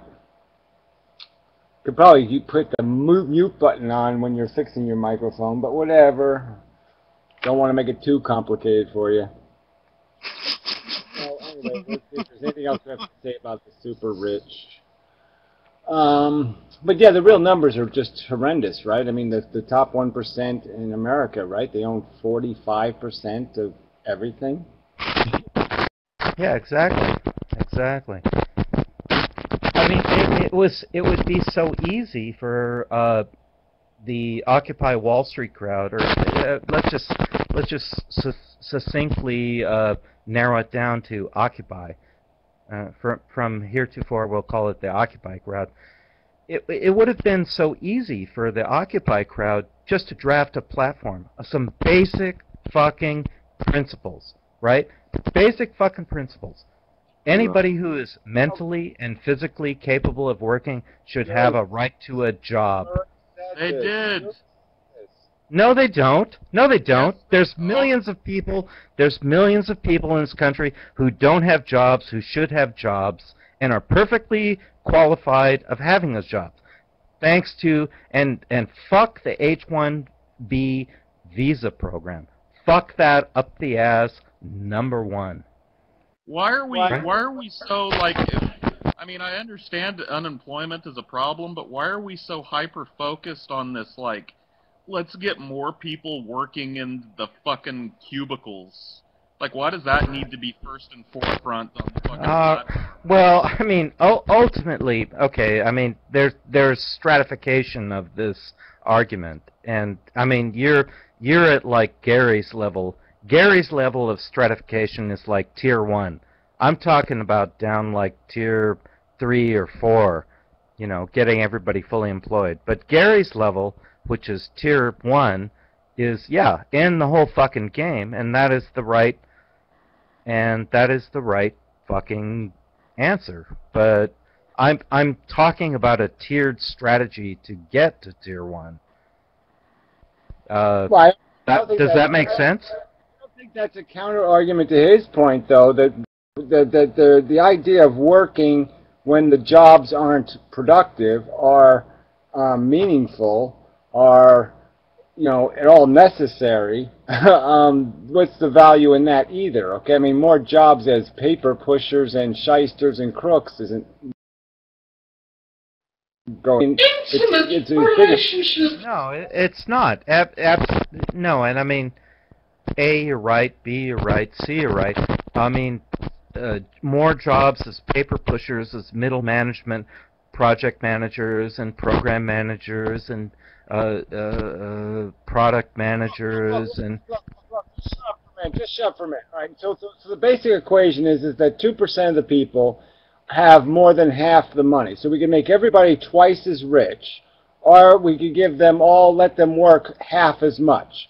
So you could work half as much, and we could give all the unemployed people the other half of your job for the money that those rich people possess. So we just take the money from them and give it to everybody else, the wealth.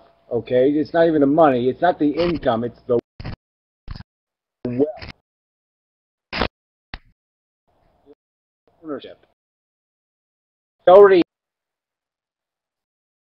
need a lot of being rent. It's not.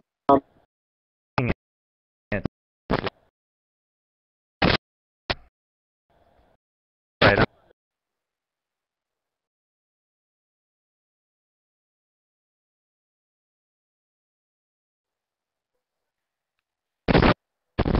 Obviously, you can hear me because you're responding to me. It's terrible. I can hear you horrible, awful. All right, I'll go to fucking Radio Shack tomorrow and buy a new fucking microphone. Now, finish your point. Just pretty crackly, sub-DNA. Well, I'm sorry, I'm just trying to explain to you. It's No, obnoxious, I'm okay? sure. I mean, I'm sure it is. Okay, I mean, if a fucking dog shits in my face, I'm going to say it sucks. Something like that anyway. How's this? A little better? I don't know yet. You organize crime, and they will kill you if you fuck with them. I just think, given the current truth of the world, deunionization right now fixes absolutely fucking nothing. Like, I'll agree, unions are corrupt and have been largely marginalized. At least the smaller unions have. But I don't really see what the benefit of deunionization would be in the current climate. I just don't see them as having any value in terms of fighting for anything real anymore. I mean, the ones that have power are completely self-interested, and they're completely manipulative. Okay, I mean, teachers are fighting. Teachers are fighting for preposterous rights. I mean, I want the right to molest your kids, and you still can't fire me. I mean, fuck you, you asshole. I mean, it's just such bullshit, you know, the crap we're being extorted into accepting because they're, you know, blackmailing us. You know what, I'm a member of a union. I'm a public employee. I work for a school district. I'm a member of a a classified public union. And because of that, I have a job where I get paid basically a living wage, and I can go to the doctor when I get sick. And if I didn't have that union, I'd be working a McDonald's job. Yeah, well, I'm not saying that, you know, I'm just saying that I think these are rights that everybody should have as human beings. So I'm just saying the basic right to be paid for your labor, in my opinion, should be a basic fundamental constitutional right, not a right that only extortionists are allowed. So I'm just saying I don't like the idea of unions where, depending on what job you have power, and if you have another kind of job, you don't have power. That's the part I say is bullshit, right? So, I mean, you have the power of extortion, and I don't like being extorted. So I guess that's all I'm saying is that jobs where obviously it's too expensive to fire you, that's just kind of bullshit, right? That's not a bargaining chip that's reasonable. It's an unreasonable bargaining chip. We will make you go broke if you don't pay us. I mean, that's kind of bullshit, right? So I'm just saying I don't like the tactics of unions, and I'd rather do the union thing through the Constitution. No, I agree. I would be right in line for abolishing unions if there was a fucking chance of constitutionalizing a living wage and the right of everyone to see a doctor if they need to see a fucking doctor. But I don't see that as a possibility. And so what unions do, and I think what a lot of people don't like about unions, is that they play the game, right? Because what is the game? These 1-2%, they're extorting everybody, right? So what do unions do? They use numbers to extort right back. It's the best we can do under the current system, unfortunately. Yeah, I just think it creates so much waste that's the part I just don't like about it. I mean, it's so much waste and inefficiency in this extortion process and in this bargaining process, and you know, it's all these extra lawyers, all this extra bullshit, all this, you know, and we're not getting any value for it, and certainly from the teachers union, I'm saying we're not getting any value. I mean, we got teachers in this district, you know, 90 years old, collecting 130 grand a year for teaching grammar school, just because they've been doing it for 50 fucking years. So they get an automatic salary increase, even though they're doing the same job we could hire a fucking 20-year-old to do, right? And they're getting paid 14 times more? Why should they be paid 14 times as much as a 20-year-old? I get what you're saying, and I understand what you're saying, and I do think that teachers' unions in particular are kind of broken. But I think that in a world where, like you said, 2% of people own half of fucking everything, and we're wringing our hands over teachers being paid well, I mean, come on. Like, let's put this in perspective here. Like, who fucking cares if a teacher's making 150 grand? In the grand scheme of things, like, what's the downside to that in a world where 2% of people own half of everything? Well, I guess the downside is just depends on how you're paying for it. And in this state, you pay for it through property taxes, and so you get taxed out of your house. You know, so that's the tricky part. Is it gets, you know, you can't live if you got to, you know. This town, the average property tax bill is 10 grand. You know, it's a lot of money for somebody. Let's say you bought a house here 50 years ago as a middle-class person, and you only have Social Security to live on. You're out of luck. You're going to have to sell your house and move because you can't pay the property taxes. Well, doesn't that bring us right back to the beginning, though? It's like, okay, I agree. The fact that we balance that wage on the backs of people who are ostensibly already poor is the problem. It's time to eat the fucking rich. It's time for them to start paying their fair share. If it was rich fucks paying an 80% tax bracket for teachers, I don't think anybody in this room would have a problem with a teacher making 150 grand.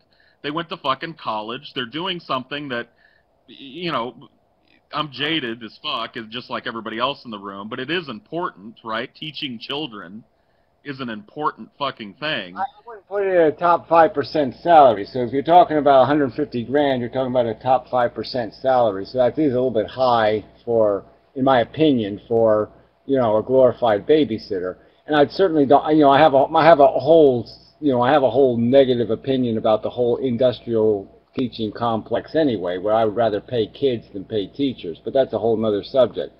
But just taking your point, yeah, I'll concede your point. Is quite obviously, yeah, I think if we took all these resources, we could put huge incentive carrots in front of people where they could get paid a real living, you know, to collect garbage and do all these regular things that are real work. You know, you do real work, you get paid a real salary, and that's the way it should be. So we should be paying people to be productive, not paying people to sit on their ass. And so that's, you know, I mean, yeah, I'm in complete agreement that there's absolutely no incentive to keep the rich. There's no incentive to keep monarchy, and we essentially have created a new nobility, and that nobility is toxic.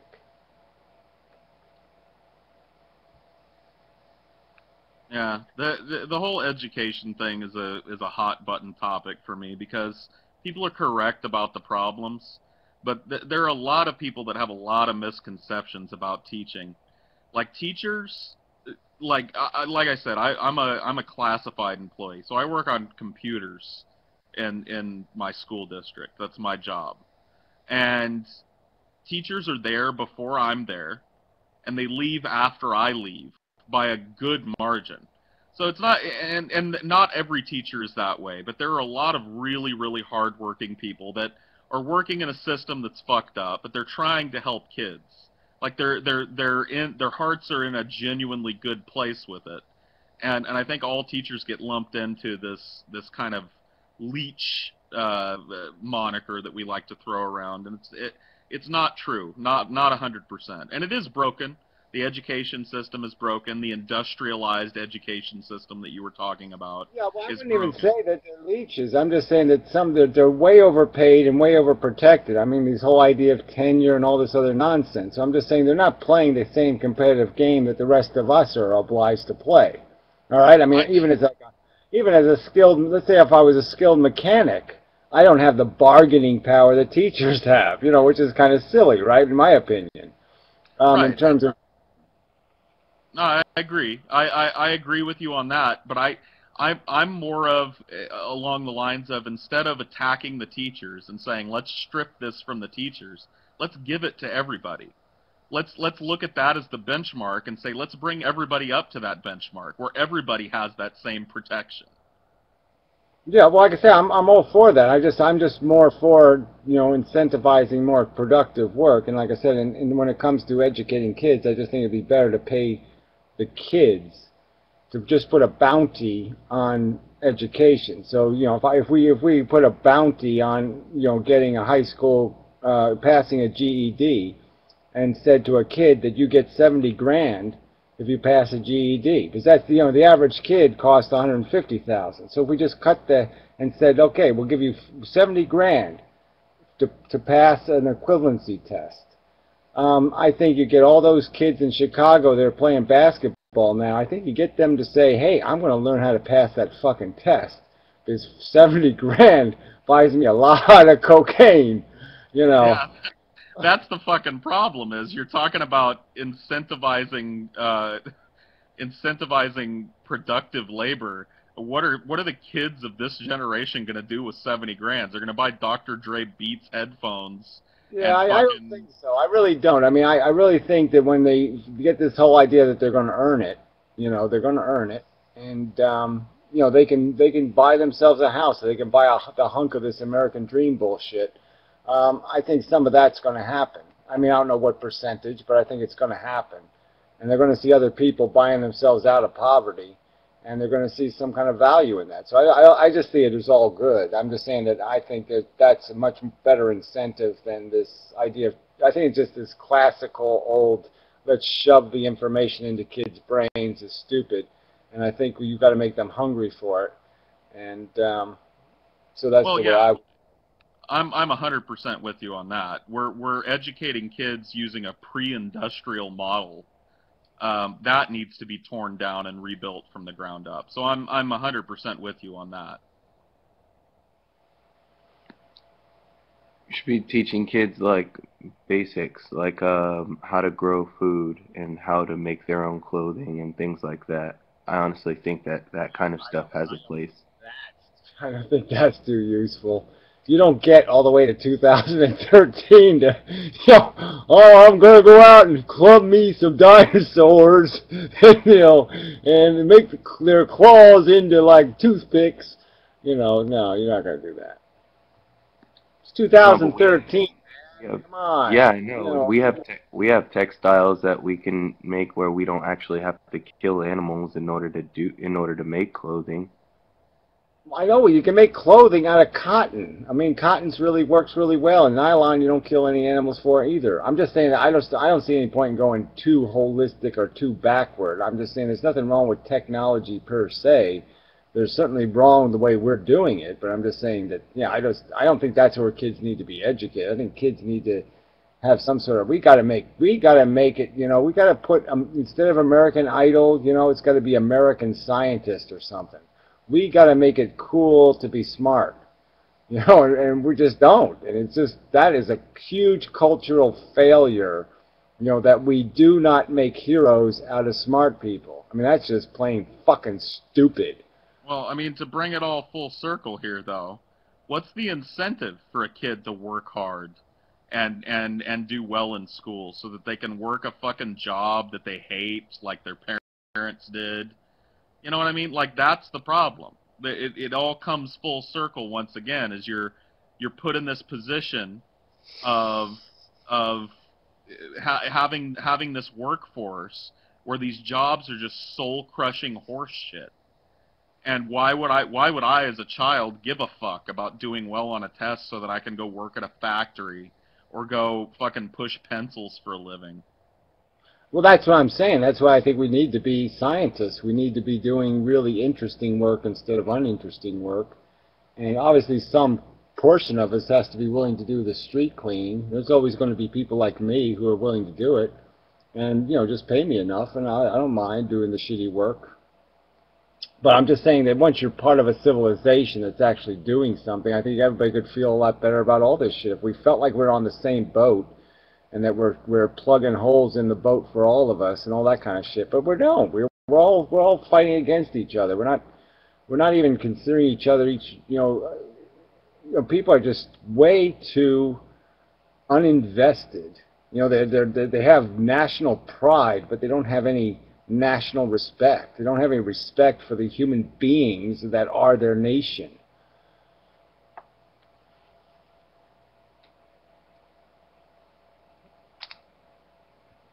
I mean, I'd just like to be part of a civilization, you know, something called civilization, and like I'd be a member of the civilization, and I don't care what you call it, you don't have to give it a name, but yeah, just the idea of like, if I could feel like, oh, I clean the street and the civilization is grateful, and, you know, but you know what I mean, it's like we have no incentive to give a fuck, and that's just, sucks.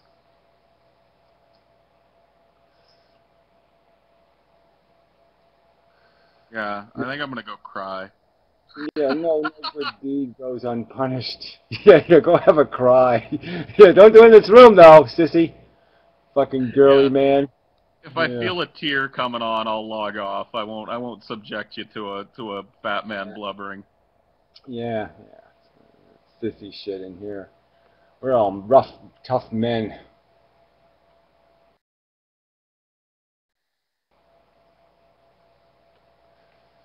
Except for that chick. Well, whatever it is. Dave guy. He's got legs. Yeah. And he knows how to sort of show them a little bit mostly. I think she's a chick, because the titties came out at one point. Very briefly. But Oh, okay. Well, that's good. You know, she-male or something maybe. But whatever it is, fine. It's good. I like it. Legs is one of my favorite things. No, they're coming out again. There you go. Yeah, I don't know if they're real at all, though, right? Whoops! That was really funny. Oh. That was pretty good. That was pretty funny, right? I think that was really. I mean, I did sort of predict it, right? I mean, yeah. I don't think they're real. When her falls off, that was pretty good. You've got a sixth sense for that shit. I bought it hook, line, and sinker. Yeah, that was really good. I called that one. No. Thank you. That was fun.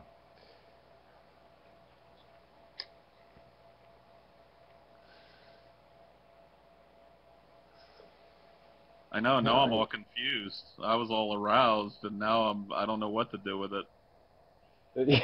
Yeah, well, you've got something else to cry about.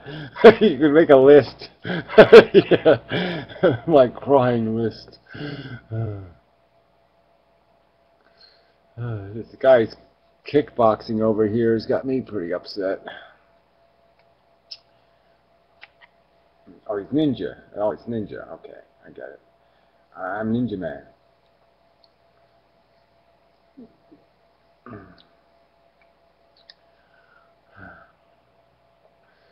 Practicing for the third party. This will get you a high place in the third party if you have a little ninja thing going.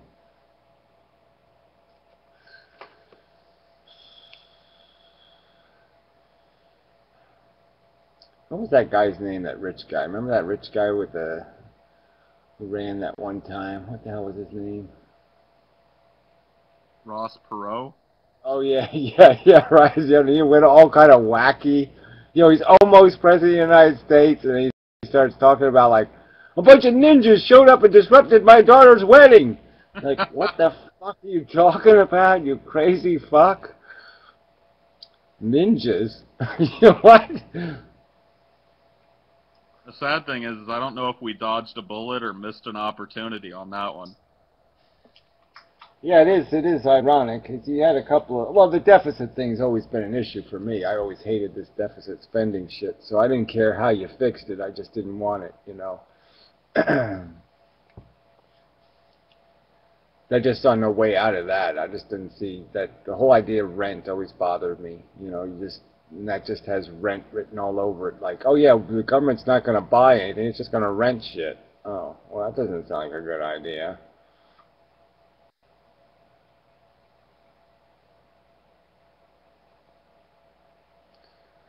You know, it's like we rented going to the moon. You know, we're still paying for it. You know. Oh yeah, you know that car up on the moon? Yeah, well it's cost $7,684,000 now. You know, we're still paying rent on it. You know those tanks in World War II? Yeah, well each one cost about $18,674,433. You know, but you're still paying for those too.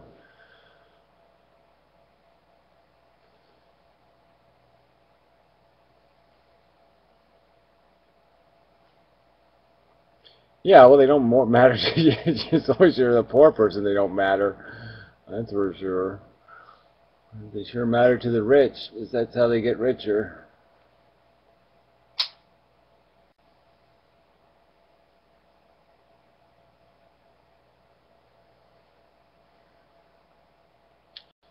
But it's all going to get ugly when the stock market crashes and everybody gets unemployed. Oh, it's going to be horrible.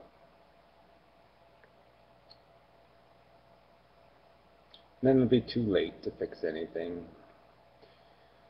And they'll have to dig up Mad rows Max, of... bitch. What? Mad Max, bitch. Yeah, something like that. But that doesn't look like much fun either, eating dog food and shit. Who the hell wants to do that? Radioactive dog food. Well, eating dog food and glad to get it, and your fucking dog licks up the scraps of the dog food in the can. Yeah, I'm just saying, it's probably not as glamorous as it looks, right? Yeah. Whoa. Well, I mean, glamorous is not the first word that comes to mind. Yeah. I kind of hope that Mad Max is as bad as it gets. You know, we all get dune buggies, and Tina Turner, you know, presides over some fights in the Thunderdome. Like, compared to what could happen, that doesn't sound too bad. Well, yeah. well, Gary would probably do pretty well. Tina Turner would look at him and go, "You ain't nothing but a raggedy man." Yeah, I don't know if I want a job in the methane farm though, right? I mean, it didn't look too good in the underworld down there. Yeah, that didn't look. You'd have pee spray painted on your chest. Pig killer. Yeah, well, I'm just saying. Yeah, I don't know if I want that job. No, but seriously, I mean, the fucking oil is running out. I mean, you'd have to be a pituitary retard not to realize the fucking oil is running out, and it's gone, baby. I mean, the International Energy Agency in France, you know, said that we peaked in 2006. So. No, but oil isn't what runs the world, and we already know that. Wait. Oil isn't what runs the world. What does? Well, I was just going to point out that the fact is people that don't have any conscience, okay? So, and number one, we know that we have natural gas, and we also know we have a ton of coal, and so we know China's burning the coal. Okay. So we know that game's already over. So we'll burn coal into oblivion, into global warming oblivion until there's no fucking ice caps left, and the ice caps are already fucking melting. So yeah, that's a good fucking solution. Yeah, no, we're totally fucked, and so it's just going to get more and more expensive. But the bright side is the economic collapse means all the factories close, so no one's going to be burning oil or to bake potato chips anymore. No one's going to be burning oil to do all this other shit. So yeah, we'll save a huge amount of fuel because no one will have any money to buy gas anyway. So you know, in that sense, we'll have another extra 100 years of oil because. Yeah, all of the economies are going to crash. That's good. Thanks, Gary. Thanks for cluing me into the bright side. Yeah, well, when you got 14 cents, when you're making 14 cents a week, you know, it's just really not going to, you know, you're not going to have to worry about how to fill the gas tank because that's going to be the least of your trouble. Yeah, I'm at the point now where I just hope that I keel over and croak before it all happens. I leave no children in my wake, and, you know, I'm gone and don't give a fuck anyway. Yeah, I'm not going to fight too hard, that's for sure. I'm not going to fight for living, but yeah, you know, I'll gracefully slide out when things, you know, when the zombie war gets bad. But yeah, you figure if you live next to a big city, you know, that's you're really just going to you're going to have to leave town because it's going to get ugly. Yeah, or next to or in of. I mean, 4 million people live in the island of Manhattan. How the fuck are those people gonna sustain themselves? Everything that they have or know or breathe or digest comes from outside themselves. You know, it's a total externality. Sorry, God damn it, externality clusterfuck. You know, where the fuck are they gonna get all that food to sustain themselves and energy and water? Well, that's the trick, though, right? Is that's whether we have if we have a Roosevelt, you know, in government, then they'll do something clever, like they'll nationalize a few things and just, you know, they'll even tell people, look, you're gonna, you know, whether you're making money or not on the farm, you're gonna grow shit because people gotta have food, and so they'll make sure that people have the minimum. So if they keep okay, yeah, but the difference is that when Roosevelt said that, I mean, there was, you know, it was like 1 to 2, like one every person who lived in the cities. There were 2 every persons who lived in agriculture, and now it's like 1 to 26. You know, 26. Machines. We Farmland don't need 1,000 farm laborers anymore. That's right, right. It's very efficient. Farming's very efficient. Yeah, so I'm just yeah. the only point is that it won't be profitable. So the point is that the rich won't be able to make any money, and they'll want to shut everything down. And the government's going to have to make sure they're not allowed to do that. So it's going to have to keep the electricity flowing and keep the gas on and keep everything running because the rich are going to say, "Fuck you, I'm not getting paid." The thing I don't get, here's the thing I don't get.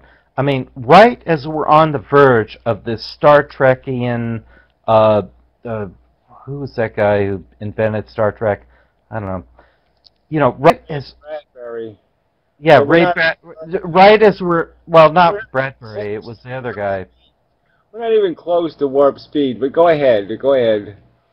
Right as we're on the verge of this fucking vision of, you know, okay, let me just, I'm not gonna go more than 30 seconds.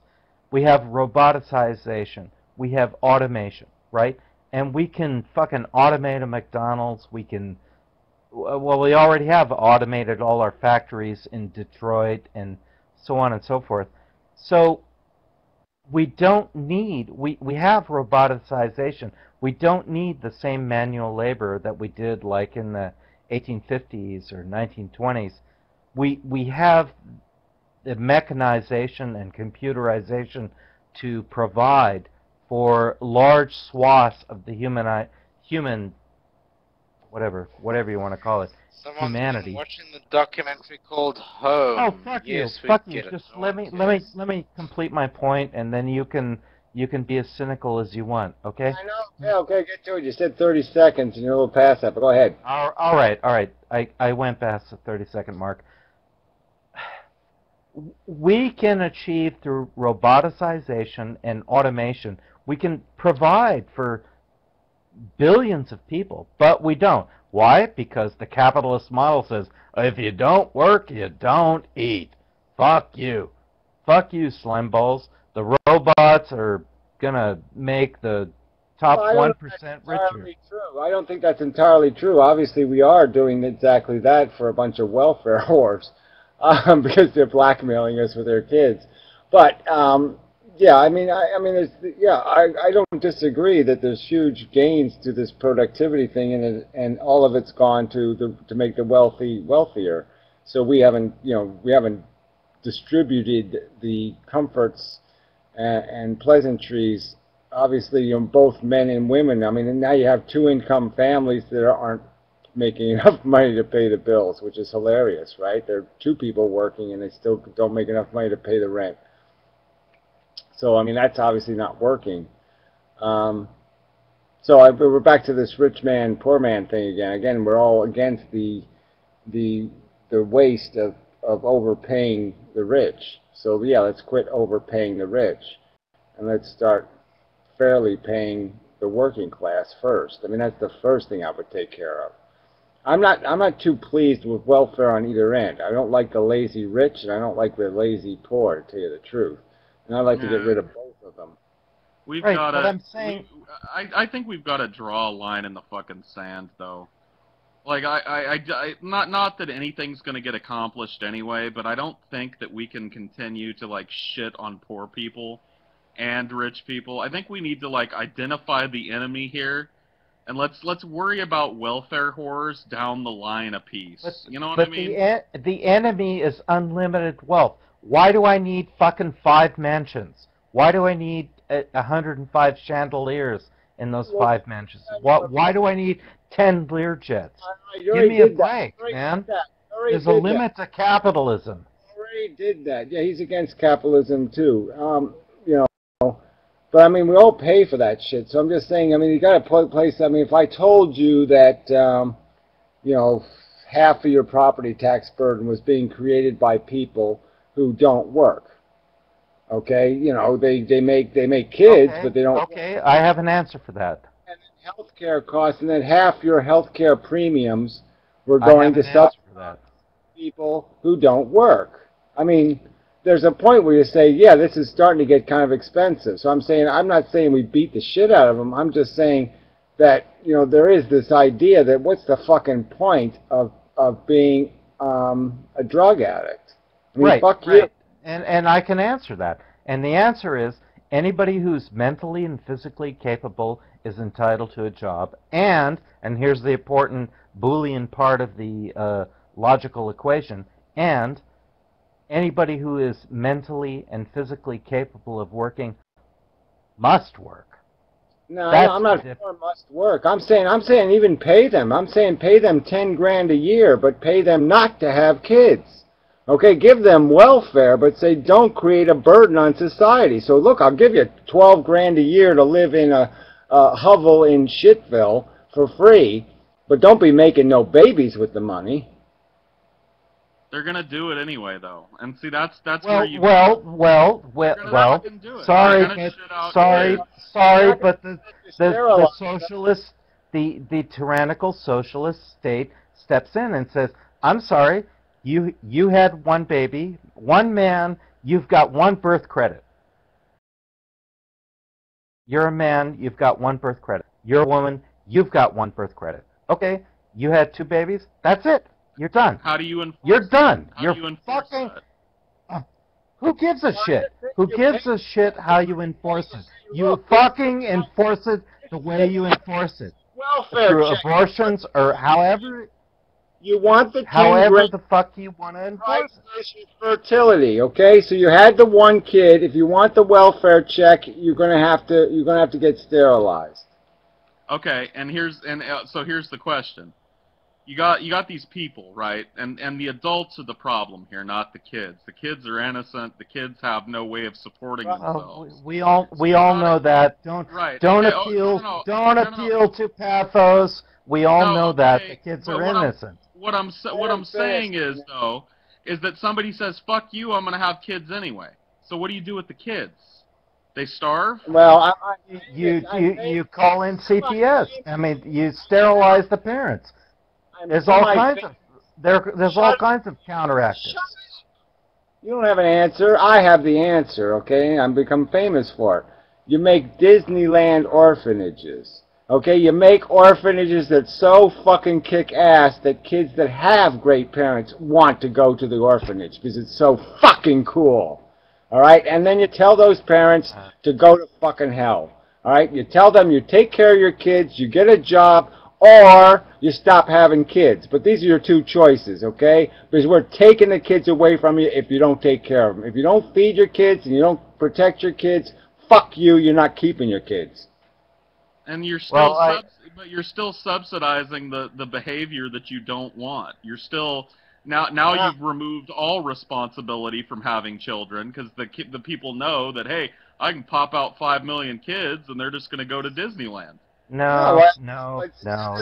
It's not going to work out that way. 3 strikes and you're out, okay? So I'm just saying, you gave them the first kid, You paid them for their sterilization, before they had the second one, and then by the third one, you put them in fucking whatever prego prison, and you just say fuck you. You don't have to put them in prego prison. You just sterilize them, and that's it. You're done.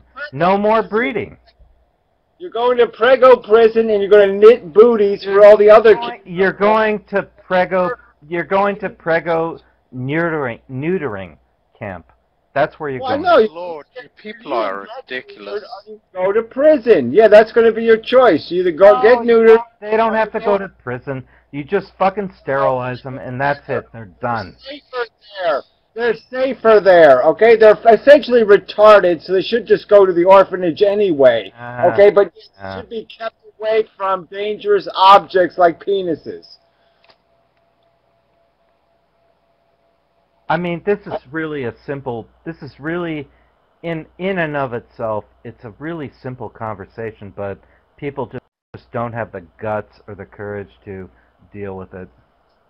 Well, I'm just saying, it is expensive. I mean, it's not cheap, so we got to deal with it. I don't think you can just walk away from it and saying it's not a problem. I mean, most people in this country don't work. That's not good.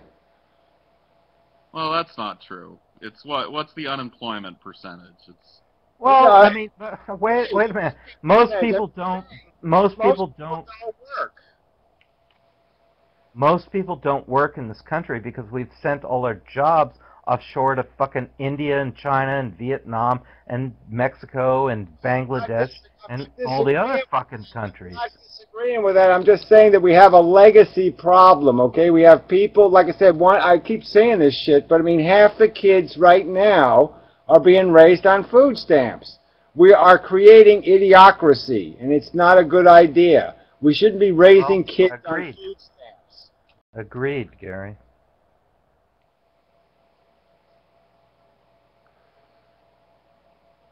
I like the idea. I like the idea of Disneyland orphanages. I just don't. I don't No, see it. no, it's not Disneyland. It's not Disneyland orphanages. No. Don't do anything else. I think it's something we should have done a long time ago, right? I mean, Disneyland orphanages is just a great idea. Why should orphanages... No, the great idea is you fucking bring jobs back to America. You fucking stop offshoring, you stop globalization, you stop NAFTA, you stop GATT, and you stop all that shit. We already did that subject. Well, I'm going to do it ad infinitum ad nauseum, because I'm never done doing it. Because that's my fucking argument. You bring jobs back to this country. That's what's going to fucking end homelessness. That's what's going to fucking end, the Detroits of this world. You bring... Fiona, you keep making comments about this kind of shit, and it sort of does piss me off, but, Well, okay, you be pissed off. Go ahead. The smarter a kid is, the less likely they are to get pregnant, okay? I know you don't quite understand that, but it's a statistical proven motherfucking fact, okay? I perfectly well understand that, and I understand that. She's less likely to have more than 2 kids. It's a fucking fact. I'm talking about how to restore this country, Gary. You shithead. I'm talking to somebody in the comments. Oh, sorry. But you're always talking over everybody, so you won't know that. No, you're right. You're right. Sorry about that. At least he fixed his fucking mic. Well, that's true. So we have to give him some sort of incentive to keep functioning. Some sort of fucking righteous. Yeah, you know what? Build a statue to me on the shores of New Jersey. This guy fixed his fucking mic.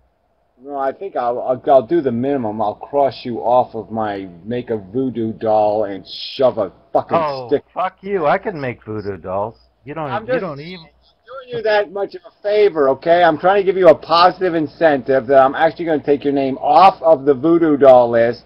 So now you have incentive to keep functioning properly, okay? So keep on not being an asshole, and yeah, I'll reward you by not, You'll take me off your voodoo doll list. Exactly. I won't do like zombie witchcraft and such. That's very wide of you.